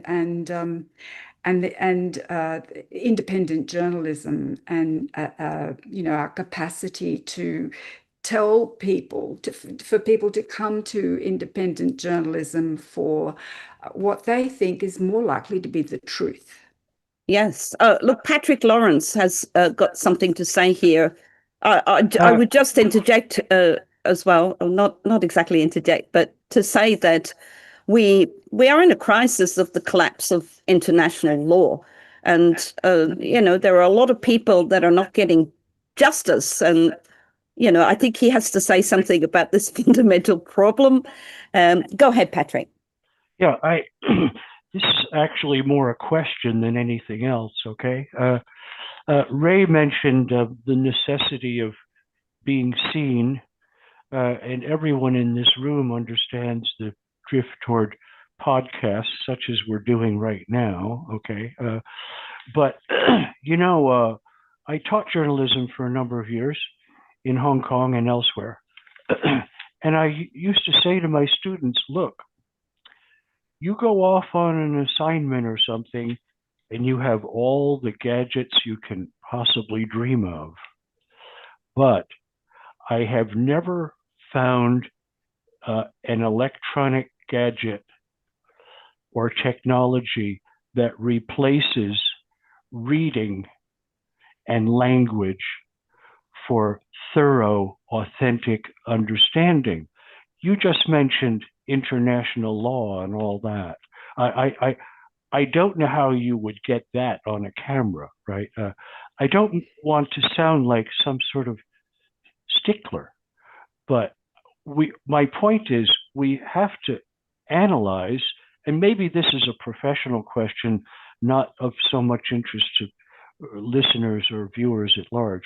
We have to analyze what balance we need between podcast, visual impact, everyone knows the impact of film and video, and print, in order to, what my point earlier was, we are, interesting phrase, making history. That was my point earlier. Mm-hmm. We are not just reporting Ukraine in a different way, right, or any other story. We are producing a new version of history. And how do we do that? I don't think we can leave language behind. All by way of a question. I'd love to hear others' thoughts. Yeah, John Kiriakou, or Mary, go ahead. No. I just wanted to agree wholeheartedly with what Patrick has just said, and of course, Patrick is a master of the English language and an absolute joy to read. So every piece is incredibly moving. And so I agree with you. You have to have a combination because different mediums will appeal to different audiences, but also I think it's more potent when you can offer, as Consortium News does, a combination of those things. Well, we excuse me, Captain Mum, we are constantly discussing this balance between our print and video. We are a print publication going back to 95. Bob Parry began some videos. He knew it was important. We have built this up, but the demands of the print, the labor, it's much more labor intensive to produce a written article, I have found. Many times I wake up in the morning, I want to do a commentary. I make notes. I never get to write it. Now, if I did a short 20-minute video presentation, I could probably do bullet points and discuss what's on my mind. So we definitely want to move more to that type of video. We have a great executive producer over there in Sydney, Kathy Vogan. She's extremely talented and professional, and we are not making enough use of her. So we're going to do more video of that, but we're not going to, as Patrick's saying, we're not going to sacrifice the core of what Conservative News is, which is the written word, which, that's my background. So anyway, I think it's a really good point. And also, I want to also echo what Patrick said about historical context. I think the essence of Consortium News is to provide what the mainstream leaves out, and that is historical context. Once you take out whatever happened before October 7th, the story changes completely. It's like opening a novel in the middle and you see a woman shoot someone. Well, why? What happened before that? We don't know. So we say, well, she killed that guy. So Putin on October, he woke up one morning, he decided, I'm going to invade Ukraine. No reason. We don't have any reasons given to the public. He's just a madman. He's Hitler. This is the Sudetenland. He's going to march on all of Europe. And they're making so much out of that, European leaders and the press, that he's planning on conquering all of Western Europe. Now, they say Ursula von der Leyen, on the one hand, says that they use washing machine parts for the Russian tanks. But that's on the one hand. On the second hand, Russia will be in Paris by Christmas. So which one is it? Are they a threat to Western Europe, or are they so bumbling that they have to use washing machine parts for this? So it's a complete lie. And once you leave out what happened before the coup in you go back to 91, you could certainly go back to 2014, where the civil war began, that Russia intervened in. That's gone from the consciousness of the Western audience. It's never mentioned, and that is so crucial. Of course, that's the same story with Israel-Palestine. You got to go back to 48. And that has never been told, that story. We have the Exodus Leon Uris version rattling around in most Americans and Westerners and Australians and Europeans' heads, that it eliminates and excises and brushes out out of the history the most important story. That doesn't mean you're taking the side of Russia or Palestine. You're just telling the story. Anyway, that's my bit there. I just wanted to hear from John Kiriakou. So at the moment, I mean, it's realized how important mainstream media is, but you have people like Larry Ellison and buying up all of the major platforms. What can we do, given that TikTok is going to be censored or moderated in a way that favors this dominant voice? Because this is essentially what it is. It's a battle for the ear of the ordinary person who wants to hear news that concerns them. It's about a platform that inspires empathy when you see people suffering on the other side of the world. This was never done before. What can independent media do if our platforms are going to be taken over and it's going to hopefully not revert back to how it was before? Well, let me make a couple of points before I offer up what's probably a weak solution, but it's the only one I can think of. Like Joe, I default to the written word. I have a lot of trouble. Listen, I have a standard insult that I like to give every once in a while, that any slob can roll out of bed and make a YouTube video, right? You live in your parents' basement, you wake up in the morning, you roll out of bed, you eat some Doritos, and then you put on a news show on YouTube. So I just can't. I can't watch videos. I can only read things like what we produce on Consortium News. But with that said, what I've done is very carefully over the years, I've sort of what's the word that I should use here? I've very carefully chosen those news writers whom I know I can trust, people like Patrick and Ray and Mary and you, Joe, our colleagues at Consortium, a dozen and a half others, and I've tailored my Twitter feed, my X feed, just right. So now I find myself getting most of my news from X or from Blue Sky or wherever people happen to be publishing, where I know that I can find them and they're not going to be censored. And I've taken some criticism from friends for this because of Elon Musk and all, but so long as the people whose judgment I trust are able to publish on these platforms, I'll seek them out on those platforms. And so that's what I've been doing. Yeah. Ray, you've got a huge audience on Judge Nat for the Intelligence Roundtable. But is the mainstream going to take over the narrative again? Well, it will take it over from Consortium News or from Judge Knapp's program. The question, in my view, is a technical one: how powerfully they can shut us down, how powerfully they can physically eliminate us. Let's say that doesn't happen anytime soon. Well, I think there's a synergy here. I think there's John has heard me say this many times. I think that in terms of breaking into the consciousness of most Americans, the fault is not in our stars, but in ourselves. Now, that's too harsh.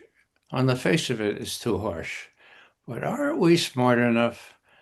I'm not smart enough, but don't we have enough grandchildren and children that are smart enough to figure out a way to get us before more Americans? I have to think there's some sort of way to do that, but I've been saying that for 20 years now, And for the nonce, I think it's just terrific that we have Consortium News and Consortium News Live. And so we just have to keep plugging around and not plugging away and not loiter. I want to get back to Bob Parry. He was such an important influence in my life, truly. A model, not only how to write, how to be a journalist, but how to be a person, how to be a mensch, okay? Cared about people. When he was going off to Salvador, uh, he gathered his children and said, I just want to say I'm leaving tomorrow morning and going to a very war-torn place. I want you to know that, and I may not be coming back. Nat Parry, his youngest son, wrote this. He said, well, I was young and I said, Daddy, why can't you just stay here with our family? And Dad said, because children are being killed. And Nat, you mean children like us? And Bob Parry, yes, children just like you, okay? Now, thank God he came back. And what he launched, as people talked about 1996, 1996 was a big year, day after it was founded, the year after. Well, that's when Gary Webb published his book about CIA facilitating crack cocaine in the United States through the Contras.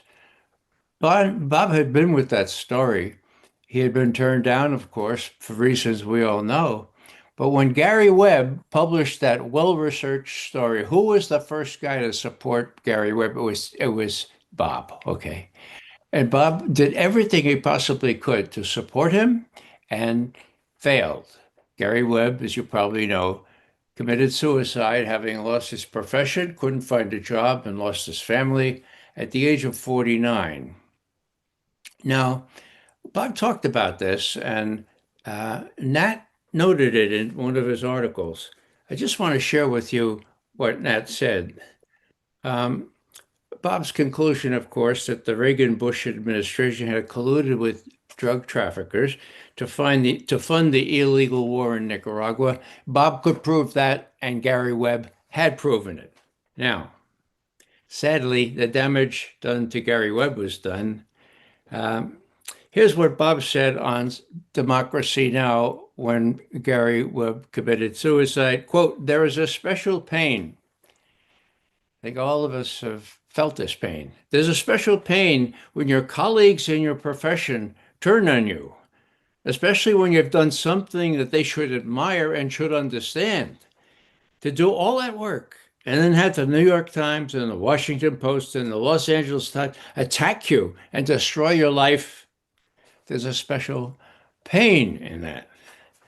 Now, let me just share just a little bit of my special pain. I used to work with a guy, let's call him Dick. We did the President's Daily Brief together, okay? He was a really smart guy, but he couldn't go out of the Democratic consensus when it came to Russiagate. So here he says, and gratuitously in 2017, publicly, I have had to denounce Ray McGovern for his adulation for Putin, whose virtues exist solely in Ray's imagination. The NATO extension that he and I warned against was not a casus belli for Putin's invasion of Ukraine, blah, blah. So I wrote to him, I said, Dick, you know better. You ought to apologize to me. And he wrote back, and this is the telling thing. I will not apologize for denouncing the sharp turn in your thinking. Ray, you are manifestly wrong, and your effects are evil. I have to conclude that something physical or psychological happened to you. And now I feel myself relieved that I no longer have to fear that I would be investigated for having been associated with you. Wow. Mm. Gott, mein Gott. Now, this is a really educated guy, been around a senior officer there, and this is 2017. I've written him a couple of times since, but even in view of the latest deluge of proof that Consortium knows of Bob Parry and Joe was right on this too. Joe got criticized by what was that? That News Guard? No, the HuffPost took HuffPost. down. Yeah, the HuffPost Yeah. did job on you. Yeah. Yeah. We won't go into that, but I couldn't believe that they do that to Joe. So I expressed a little solidarity to him. So I guess my little message is there's a lot of pain in this, and one way to assuage that pain is to get together. And again, we ought to do this every year, if not every month, okay? And just the notion of looking at you guys and knowing who you are and what you stand for and what the guts you have shown. John Kiriakou, almost 2 years in jail. I visited John in jail. It was not a pleasant place, okay? And he got there because of John Brennan. John Brennan is going to be held accountable now, we all hope. So, there's lots to do, and I'm, able to do it still, and I'm really happy that I am, and I'm glad that we have Consortium News Live, we have Consortium News, and we have this great group of colleagues. Brennan, of course, involved in Russiagate with Comey, and that was intelligence agencies interfering in domestic U.S. politics. And that is the essence of Russiagate. I think that's the problem. It's not a partisan thing. Certainly nobody at Consortium has ever supported Donald Trump, starting from Bob Parry. Yeah. And up to me and every writer we've ever published. We're not supporters of Donald Trump at all, particularly the second term. But the idea that the intelligence agencies would interfere in the politics, even to try to stop someone as odious as that guy, is wrong. And that's why I said in my introduction, there are some people who are just driven by self-interest, and there are others who are not driven by self-interest. But the people who are can conceive that anyone would be motivated by anything other than self-interest, because it doesn't help us to write what we do, because we're going to get smeared as pro-Saddam, pro-Putin, etc., etc. etc. James Comey is the example par excellence here. Personal interests. He said in his book, and you've heard me say this several times, Joe, when people say, why, people are asking, how could you possibly take such liberties with the law, with the regulations, with the whole schmear? And he wrote in his book, I was operating in an environment in which Hillary Rodham Clinton was sure to be the next president of the United States, period. And I quoted that all the time. Look, that's why. Can you understand that why? And now we know from his handwritten notes that he was writing to. Yeah, I'm planning to serve in the Clinton administration. I bet he hoped to be attorney general or something. So that's how vain, how irresponsible, and how people think they can get away with these things, and so far have. I hope they're held to account. Patrick. Yeah, I wanted Raymo just touched on a really interesting point about Russiagate. Okay, Russiagate was structured in 2016 precisely on the understanding, universally held, not even Trump thought he was going to win, right, that Hillary would be elected on November 8th of that year. So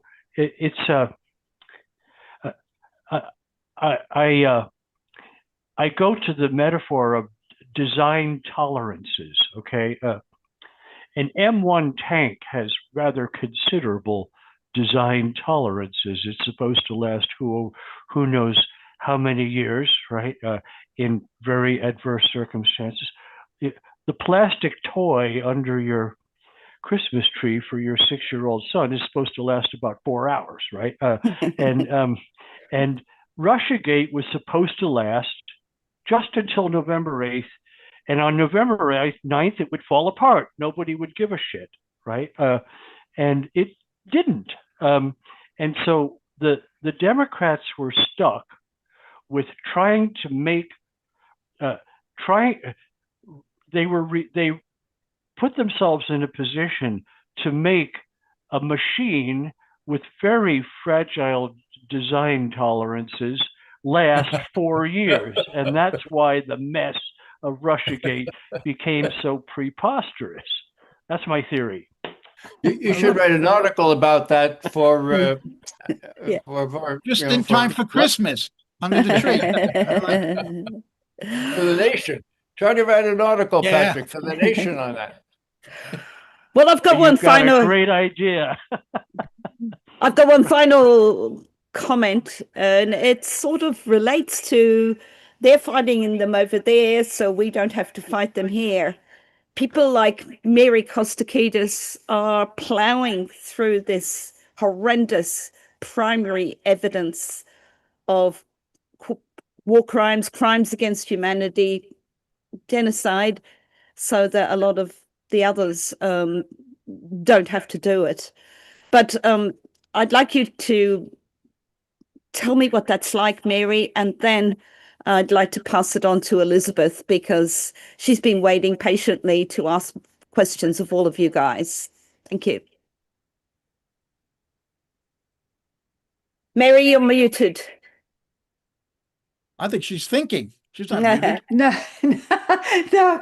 I was saying I'm not sure whether your question is aimed at getting me to talk about my case, which I don't think I don't particularly want to do, only because this conversation is about much broader and more important issues than the price that an individual who's privileged. My life is not at stake. I'm not in jail. I'm not paying the price that John has paid or Julian have paid. And my grandchildren are safe. But Ray, I've loved every story you've told, and the one about the grandchildren, they've all rung a bell for me. But the one about the grandchildren, I had a similar experience where my grandchildren were born in the US. They're US citizens. I've spent a lot of time in the US because of them. But they've come to Australia now. And I was trying to explain to them what is happening in the Middle East in a way that at their age they can understand. I mean, they're about 8 and 12, 9 and 10, oh God. That age group, between 8 and 12, 9 and 12. And I also don't want to say anything to poison their love and a notion of what the US is. They love the US. That's where they were born. And so when in talking about the war, it's not a war, the genocide, and I do use that term when I speak to them. My grandson said, just tell me one thing. Are they killing children? And I said, yes, they are. And he put his hands in his pockets and walked off. And he said, I don't need to know any more. And I think you're right, Ray. It is that we can't afford to lose our being in touch with our humanity. And for those of us for whom that is the most important thing. I mean, I'm asked, well, what basis are you doing all this? Posting what you are on X. Are you a journalist, or what are you doing? And I think, well, yes, I'm a journalist, but primarily, first and foremost, we're all human beings. And whilst the principles that you apply in your journalism are integral to who you are anyway, you can't divorce that. You can't separate it. And I think the issues that we are discussing as journalists, the public are entitled to discuss as well. So it's not something that we can argue that we have ownership of. Mm-hmm. We have an obligation to communicate in a way that that has all those principles of journalism at the fore of our minds, but the humanity is integrally related to that. You can't separate it. That's my view. Thank you, Mary. Elizabeth. Thanks, Kathy. I was thinking as you were all speaking and as I was kind of considering what we heard in the introduction about the way that Bob Parry founded Consortium News in response to that censorship within corporate media. Since that time, how has censorship changed, during this whole internet age and independent news media kind of growing up but being throttled within this age by censorship? How do you see that changing now? Things like AI coming into the picture. And how does independent media survive despite all of the censorship that seems to just grow year by year? So who are you asking, Elizabeth? I You. missed. You Oh, first start. me. Oh. Sorry, I'm going to have to ask you to repeat it so I can concentrate more. Sure. So obviously, Consortium News was founded in response to censorship. So how has censorship changed, especially in the last few years? Where are we going forward? How does independent media survive moving forward? Not just financially, but in terms of the censorship apparatus that keeps changing. Well, the censorship's an enormous problem, and the fact that material is being disappeared is an enormous problem. And I think Kathy understood that very well when her Twitter account was discontinued. And now, of course, with the policies that are being implemented by various corporate entities who we have given control to over saving our the material that we create, whether it's our documents on our computer or videos that we create. That is an enormous challenge. I don't know the answer to that, and that's probably the subject of a different panel where we can have the input of people who are perhaps like Julian, who has been thinking about these things for a very long time. But it is an enormous challenge because it's not only interference with algorithms that will amplify certain narratives and diminish those that that they don't like. It's about disappearing you completely. And so if I were taken off X now, I would lose an enormous amount of work and evidence and access to evidence that I need. And I don't know what the answer to that is. I wish I did. I think Patrick had some thoughts. Would you like to add something? Elizabeth, it's a wonderful question precisely because there's no answer just now, right? But what makes it a good question is it shoves us up against the reality of independent media, right? I'll betray my age a little bit. I started working in non-mainstream media parallel to my published career way back during the Vietnam War days, right? For a paper called The Guardian, not the British Guardian, the American Guardian, okay? There was, I'm not sure how much censorship there was then. There was infiltration. You never knew how many people in your newsroom were FBI, that sort of thing, right? But it's digitized now. And we exist because we're digital. Our projection, look what we're doing just this moment, right? But I made this point earlier, not to repeat. Our great strength, projection and so forth, is also our burden. And I don't know, I'm with Mary. I don't think there's an answer, but I think it's extremely important that we contemplate this question, right? Max Blumenthal addressed this some long while ago and said, we do it until we're not able to do it anymore, right? That's not bad for an interim solution, you know.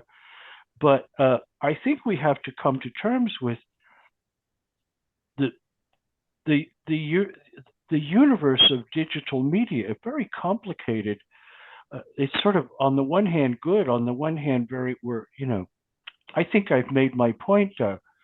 I'll leave it there. Maybe others have thoughts. Thanks for the question, I suppose, is my point. Ray, did you have anything to add? I Go think ahead. what Elizabeth is raising is the question of the backlash. Now, we've seen independent online media starting with Consortium News in 1995, and look at where we are today. On the right and on the left, Gray Zone, for example, on the left. Drop Site News, which has done incredible reporting about the Epstein story right now, in terms of the actual high-level contact diplomacy that Jeffrey Epstein was performing for the Israeli government. Deals with Mongolia, deals with Elizabeth. What are the other countries there? Mongolia, Trying to make a deal with Russia, and to Syria. He was Assad. meeting with Putin. Sorry, if we could believe. Yes. These emails, he met with Putin, and he tried to set up, he was a liaison between Israel and other governments. We had on our show, this very show, CN Live, Ari Ben Menashe, a former Israeli defense intelligence agent, who said on our show twice, and over a couple of years now, that Jeffrey Epstein worked for Israeli intelligence. Of course, people didn't believe him. A lot of people didn't believe him. Well, now we know it's true. But where is that reporting in the mainstream from the drop site? We see online, we see these influencers, a word I despise, but I don't think we're going to get away from it. Well, I don't know, what an influencer, well, they're online, they're social media personalities, people on the right who have more than 1 million followers on Twitter, millions of people. What more than CNN's nightly shows are garnering right now. They have larger audiences than CNN or MSNBC. And they were invited by the way, to Israel. I did a story on that a few months ago to teach them what they're supposed to say about Israel. So the Israelis are not stupid. They know where it is. They don't care so much about CNN anymore. They care about these young influencers with 2 million and more viewers. This is part of the independent media landscape they were going in. And the judges come up. I wonder, and I've met the judge several times, and I keep forgetting to ask him. And I could just write him an email. When he started this thing, Judging Freedom, did he think he'd have 500,000 subscribers within a couple of years? Maybe he did. But that is an extraordinary amount of viewers, 500,000 people. So what is happening is that the mainstream realizes they're losing this ground to the likes of us and all these other people I'm mentioning.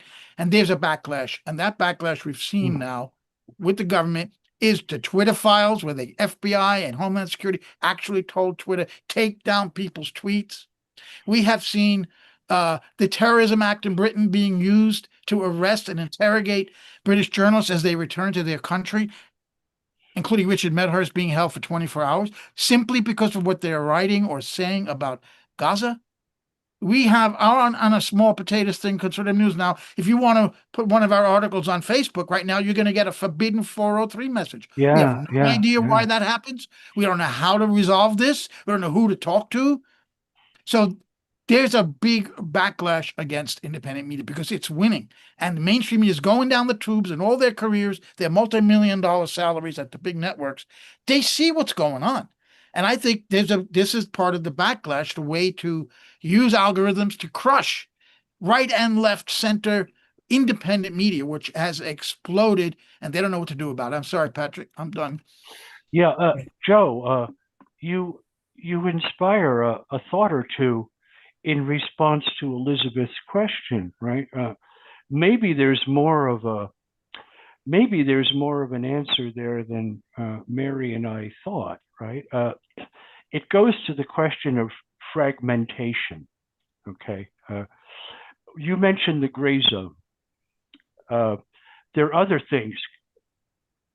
Mid-press, I think Consortium. They're too big. Max is too big to wipe out, cancel, whatever your word is. Okay. I wasn't on a couple of different occasions because I'm not very big. Okay. But the problem, I think we come up against the question of fragmentation, Substacks all over the place. What I'd like to see in independent media is a degree. It's not a very welcome word in many contexts, but I'd like to see some measure of concentration so that the independent media who are really carrying the banner are large enough and strong enough and visible enough so they can't be wiped out. That's just my thought. Maybe I'm kind of in a mode of making statements and calling them questions, but that's that's what I think.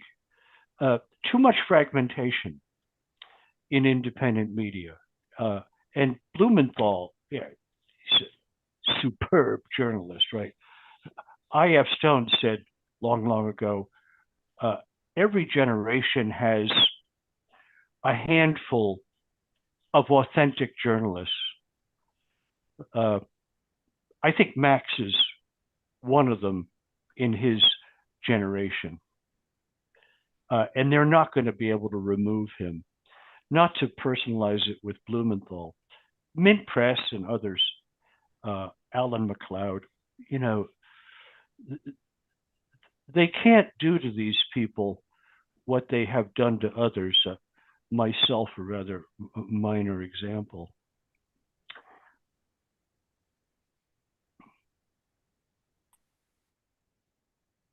You still have the floor, Elizabeth.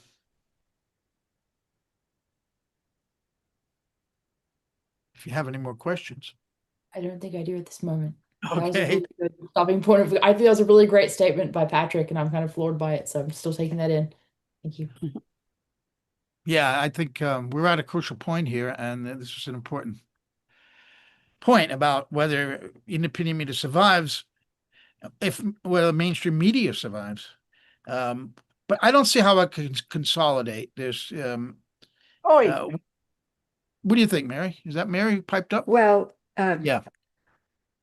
A situation arose in Australia recently where we tried to have impact as independent journalists, and we realized that we don't really have a voice, not a collective voice. And we considered, and it's still on the cards, that we need to form some sort of association that allows us to remain independent, but allows us to come together on certain issues. For example, in a consortium, that's your missing word. Yeah, exactly. Exactly. A We've got that consortium. already. That's exactly right. Patented that. Because when there are discussions about journalism, and there was one that was quite dangerous in my view, from which we were all excluded. One was about press freedom, and Julian Assange was the elephant in the room, and none of us were allowed to participate because in case we, I suppose, raised that issue. But it's of concern because, this is where the editors get together and senior journalists, and they contemplate issues like, should we have an informal denotice operate so that we talk to the head of the intel services in Australia before we do a story to get their point of view on things, that kind of thing. And we don't have a seat at that table. And so, yes, to your point, I think we do need some sort of coming together, particularly then to assist when one of us does get attacked, and that happens. And I don't feel as hopeful as you, Patrick, that people who are very senior or who have, not very senior, but who have large followings won't be attacked, because from what I can see on X, it's happening to people with large groups of followers and people who I think, I may not agree with them politically, for example, but they have a right to say what they're saying. And I agree with some of the things they say, but I can see it's very easy to make them disappear. So I think we have to really value what we have and try and make sure that we find a way for it to survive in the long term. I think Patrick's right about being too big to fail, like Max Blumenthal and somebody like Carlson, who has, I don't know how many, more than 1 million, I'm sure, several million maybe, followers on X. He's an independent journalist, and he got kicked out, right, of mainstream, and he's picked up. He's doing what we're doing, but with an enormous following. How could they destroy him? They could prevent us from posting stuff on Facebook, but I don't see how they can bring down the really big. Now, Ray and I by the way, yes, go on. I think you need to ask Tucker that question. I was listening to Judge Knapp once and was shocked by what he said, and it was a throwaway line. I can't remember whether he was interviewing Mearsheimer or who it was, but he almost said to himself, I've been a friend of the president's for 40 years, but I think they're going to come after me. Yeah, that was the judge who said that. Yeah. Now, John, if you have something you want to tell to Carlson, John's the man, because he's in touch with him. I'm not. So, yeah, I'll tell you, he genuinely is worried about this, exactly this kind of thing. I know Judge Knapp as well, not as well, of course, as Ray does, but Judge Knapp has been worried about this for the last 5 years. With Tucker, it's new, and Tucker's not the only one. There was a major and public break today between Trump and Marjorie Taylor Greene. Marjorie Taylor Greene, this wackadoo who all of a sudden I find myself agreeing with 75% of the time on some of these issues. But their break has been very public. Trump today called her a traitor and withdrew his political endorsement of her. So, I mean, who knows what to make of all this, and where does it all end? It's not like the courts, we can count on the courts to protect us anymore. Oh, that's a very good point. A very good point. I think you want to stay away from the courts, so we have our own experience. But, Ray and I were at a dinner in Chicago at the end of September. Just when you mentioned, Mary, about associating, and Patrick, you talking about forming an association, some organization called Integrity Media, with huge, deep pockets that we didn't know about, put on this incredible dinner at the University Club off Michigan Avenue, and everyone that we know in media I turned around. I saw somebody. I turned around. There's Kim Iverson. I turned around. There's Jimmy Dore. I turned around. There's Alexander McCourse, who sat at my table. There's Ray there. There's Robert Scheer. There's on my table as well was from antiwar.com. Scott Horton, and on and on and on. Everybody who's just about anybody in our world was at this dinner. And I thought, this is incredible.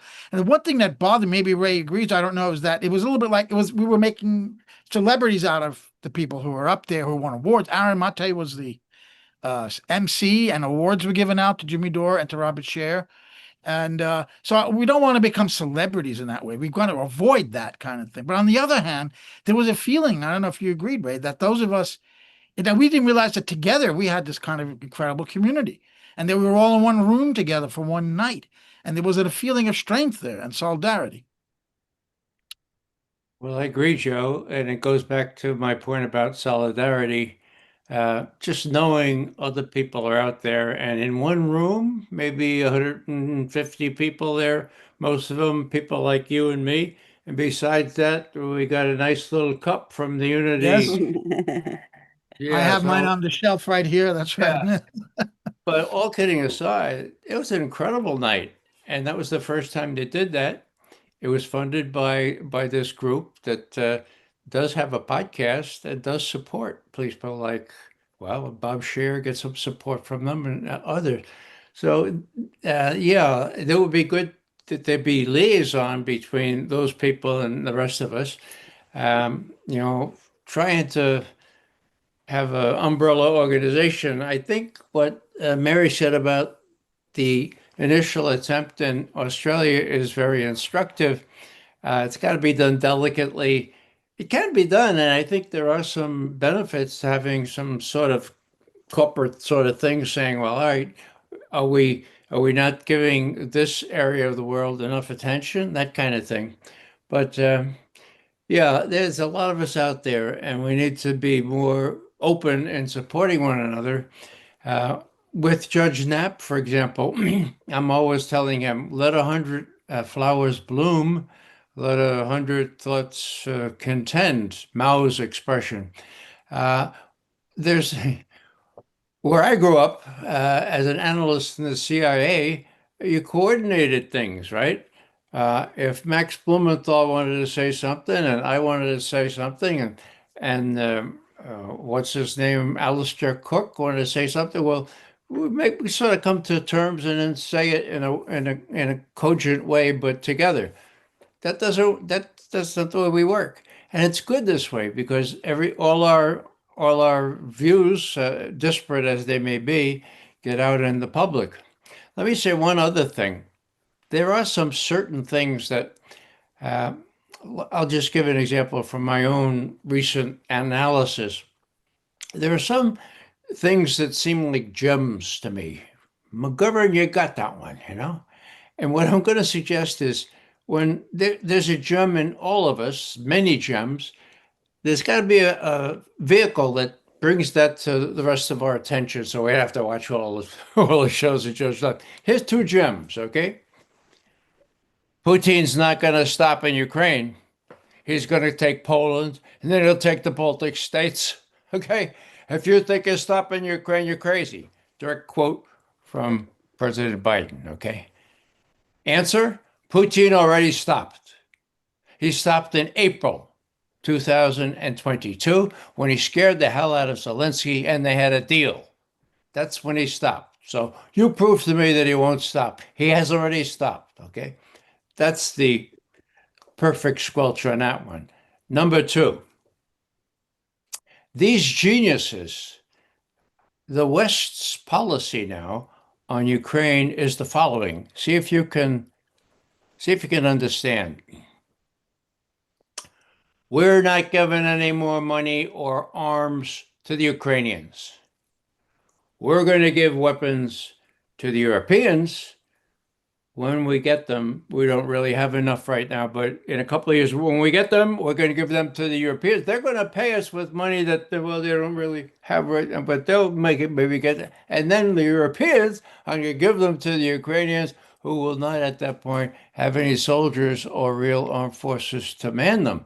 I mean, it's a genius idea, isn't it? It's stupid on its face. And when people say to you, oh, you think Putin's going to stop? Well, that's one thing. And if you think, we have a plan if that's the plan for Ukraine, well, I think correct me if I'm wrong, and these may not be gems at all, but these shorthand little things, if they're available to all of us, and we all have them, I mean, those are just two that I think I have, if they would be kind of circulated in some bulletin board, say, hey, this week, this is what I thought. Feel free to use it. I don't know. I'm just talking off the top of my head, which is not very good. We're still, as journalists, even as independent journalists, there's a competitive part of this business that you cannot deny. So there's always going to be some kind of competition to get the story. And I think a little bit of that is good to motivate people. And I don't see how you could create an organization to coordinate that. But, you said that you and Alistair Crook and others, in a sense, the judge asked you the exact same question and the same day. So we're getting all of your answers coordinated in that way, even if it's not intended like that. Yeah, well, I think it's good the way it is. Yeah, I do too. I do Well, too. I'd just like to mention the fact that Jeremy Corbyn, at one point, uh, during the worst moment for Julian Assange, he called for all the independent media channels to live stream the same thing at the same time, and then we would outnumber the news going out from mainstream media. But I also just want to um, respond to what Mary said about my X account being cancelled, discontinued, I think was the word she used. It has not. I'm still on X, but I'm in solitary confinement. So I can see the world, but they can't see me. I have been, robbed of all my connections. I've been confined in a way. I have nothing more on my feed as well. And this was somewhat of an accident, I believe. There were over five, I think it was 5.3 million people this happened to in the first half of 2024 alone. And a lot of these cases are, in my case, there was no explanation given. And a lot of these cases, there is a prove you're human test that I completed, and X told me, yes, congratulations, you've proven you're human. But then it said there was a problem in returning me to my account. And that resolved 2 weeks later into me being permanently suspended with no particular reason. This has happened to a lot of people, and Mike Bence has really spoken out on this because there's been a lot of mom and pop businesses that have been wiped out, and also people like myself that are generating a lot of evidence, as you do, Mary, on X, because we trust that platform. That all of that has been removed from the historical record. It's an extraordinary thing, and they're still charging Kathy, by the way, every month. Yes, it's been way for a more year. than a year. For a But year. this, how many millions of people you said are in that position? 5.3 million in the first half of 2024 alone. Yeah. I mean, this kind of thing started with Alex Jones, and there was a lot of people who said, yeah, get him off the net, get him deplatformed. But now this thing has been happening to so many people, presumably accidentally. I had a long conversation with Grok, X's AI, which I'm not allowed to talk to anymore, but in particular in relation to the billing for a premium account. And Grok said that X's monitoring algorithms are not talking to their billing algorithms anymore. And if you write to the address on your invoices, the email address on your invoices, and say, well, hey, will you stop billing me while my account is broken? They tell you that this email account is not monitored anymore, so you will not get a response. I have reported technical faults on X in the past, and I had a fantastic response. People getting back to me, someone signing his email Paul, and then writing, saying we're going to fix this, and then writing follow-up emails to say, is it still broken or is it working now, and all that kind of thing. But you can't get to an email box and a human, I should say.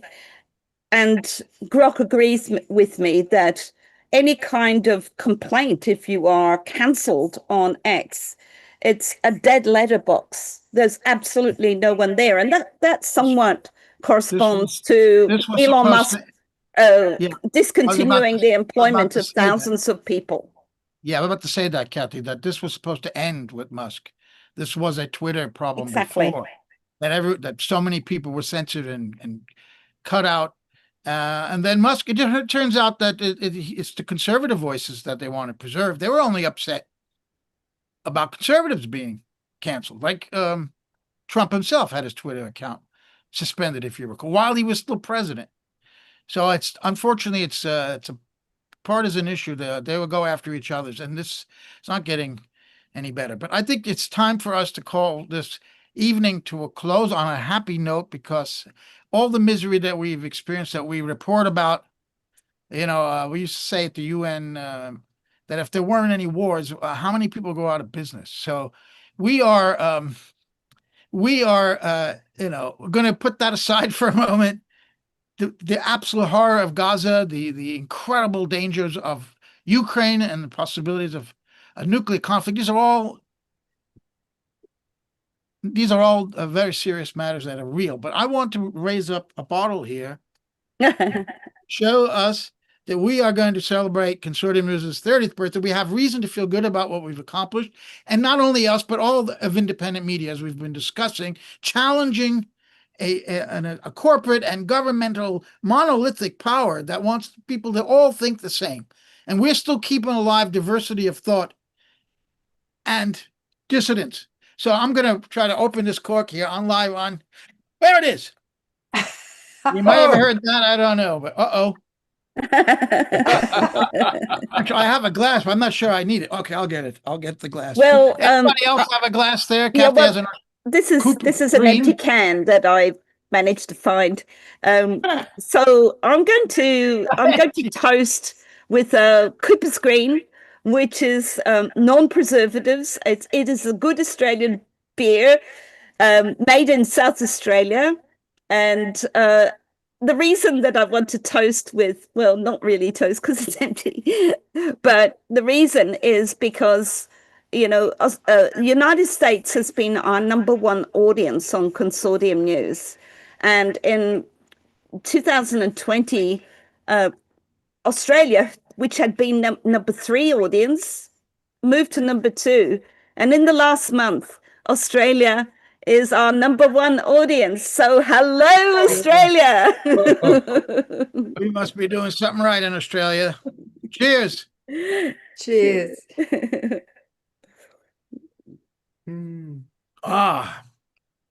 Excellent.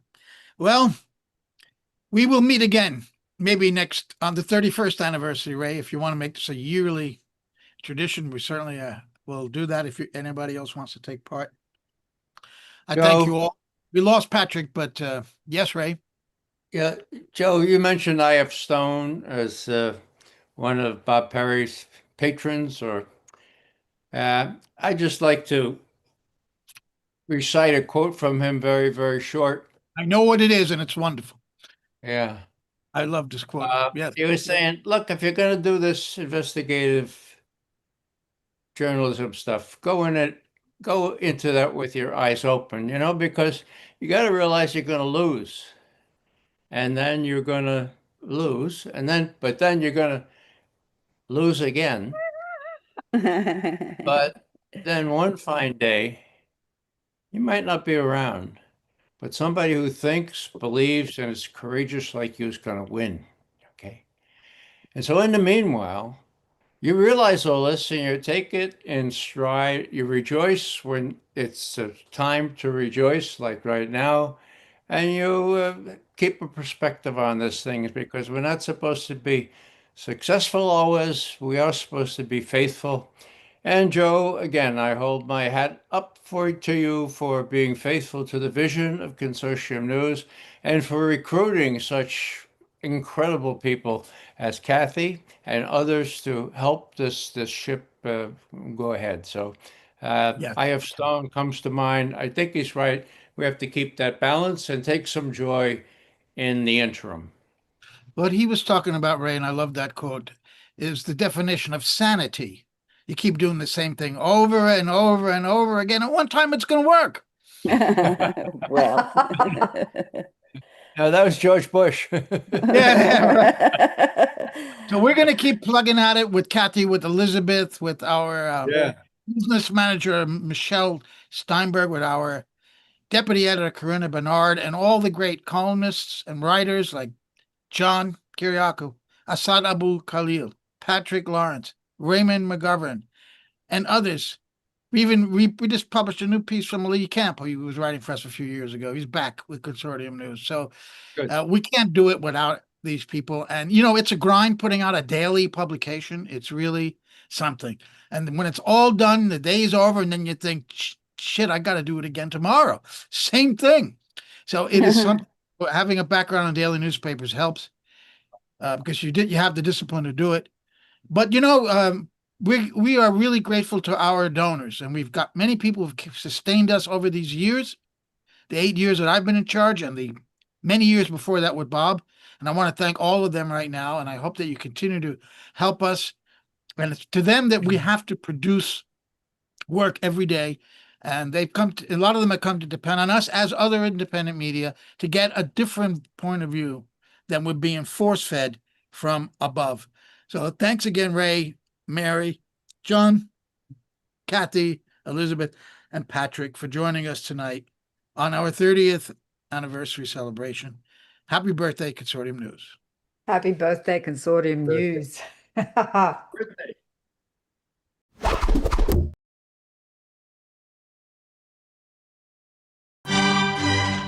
Get out your notebook. There's more.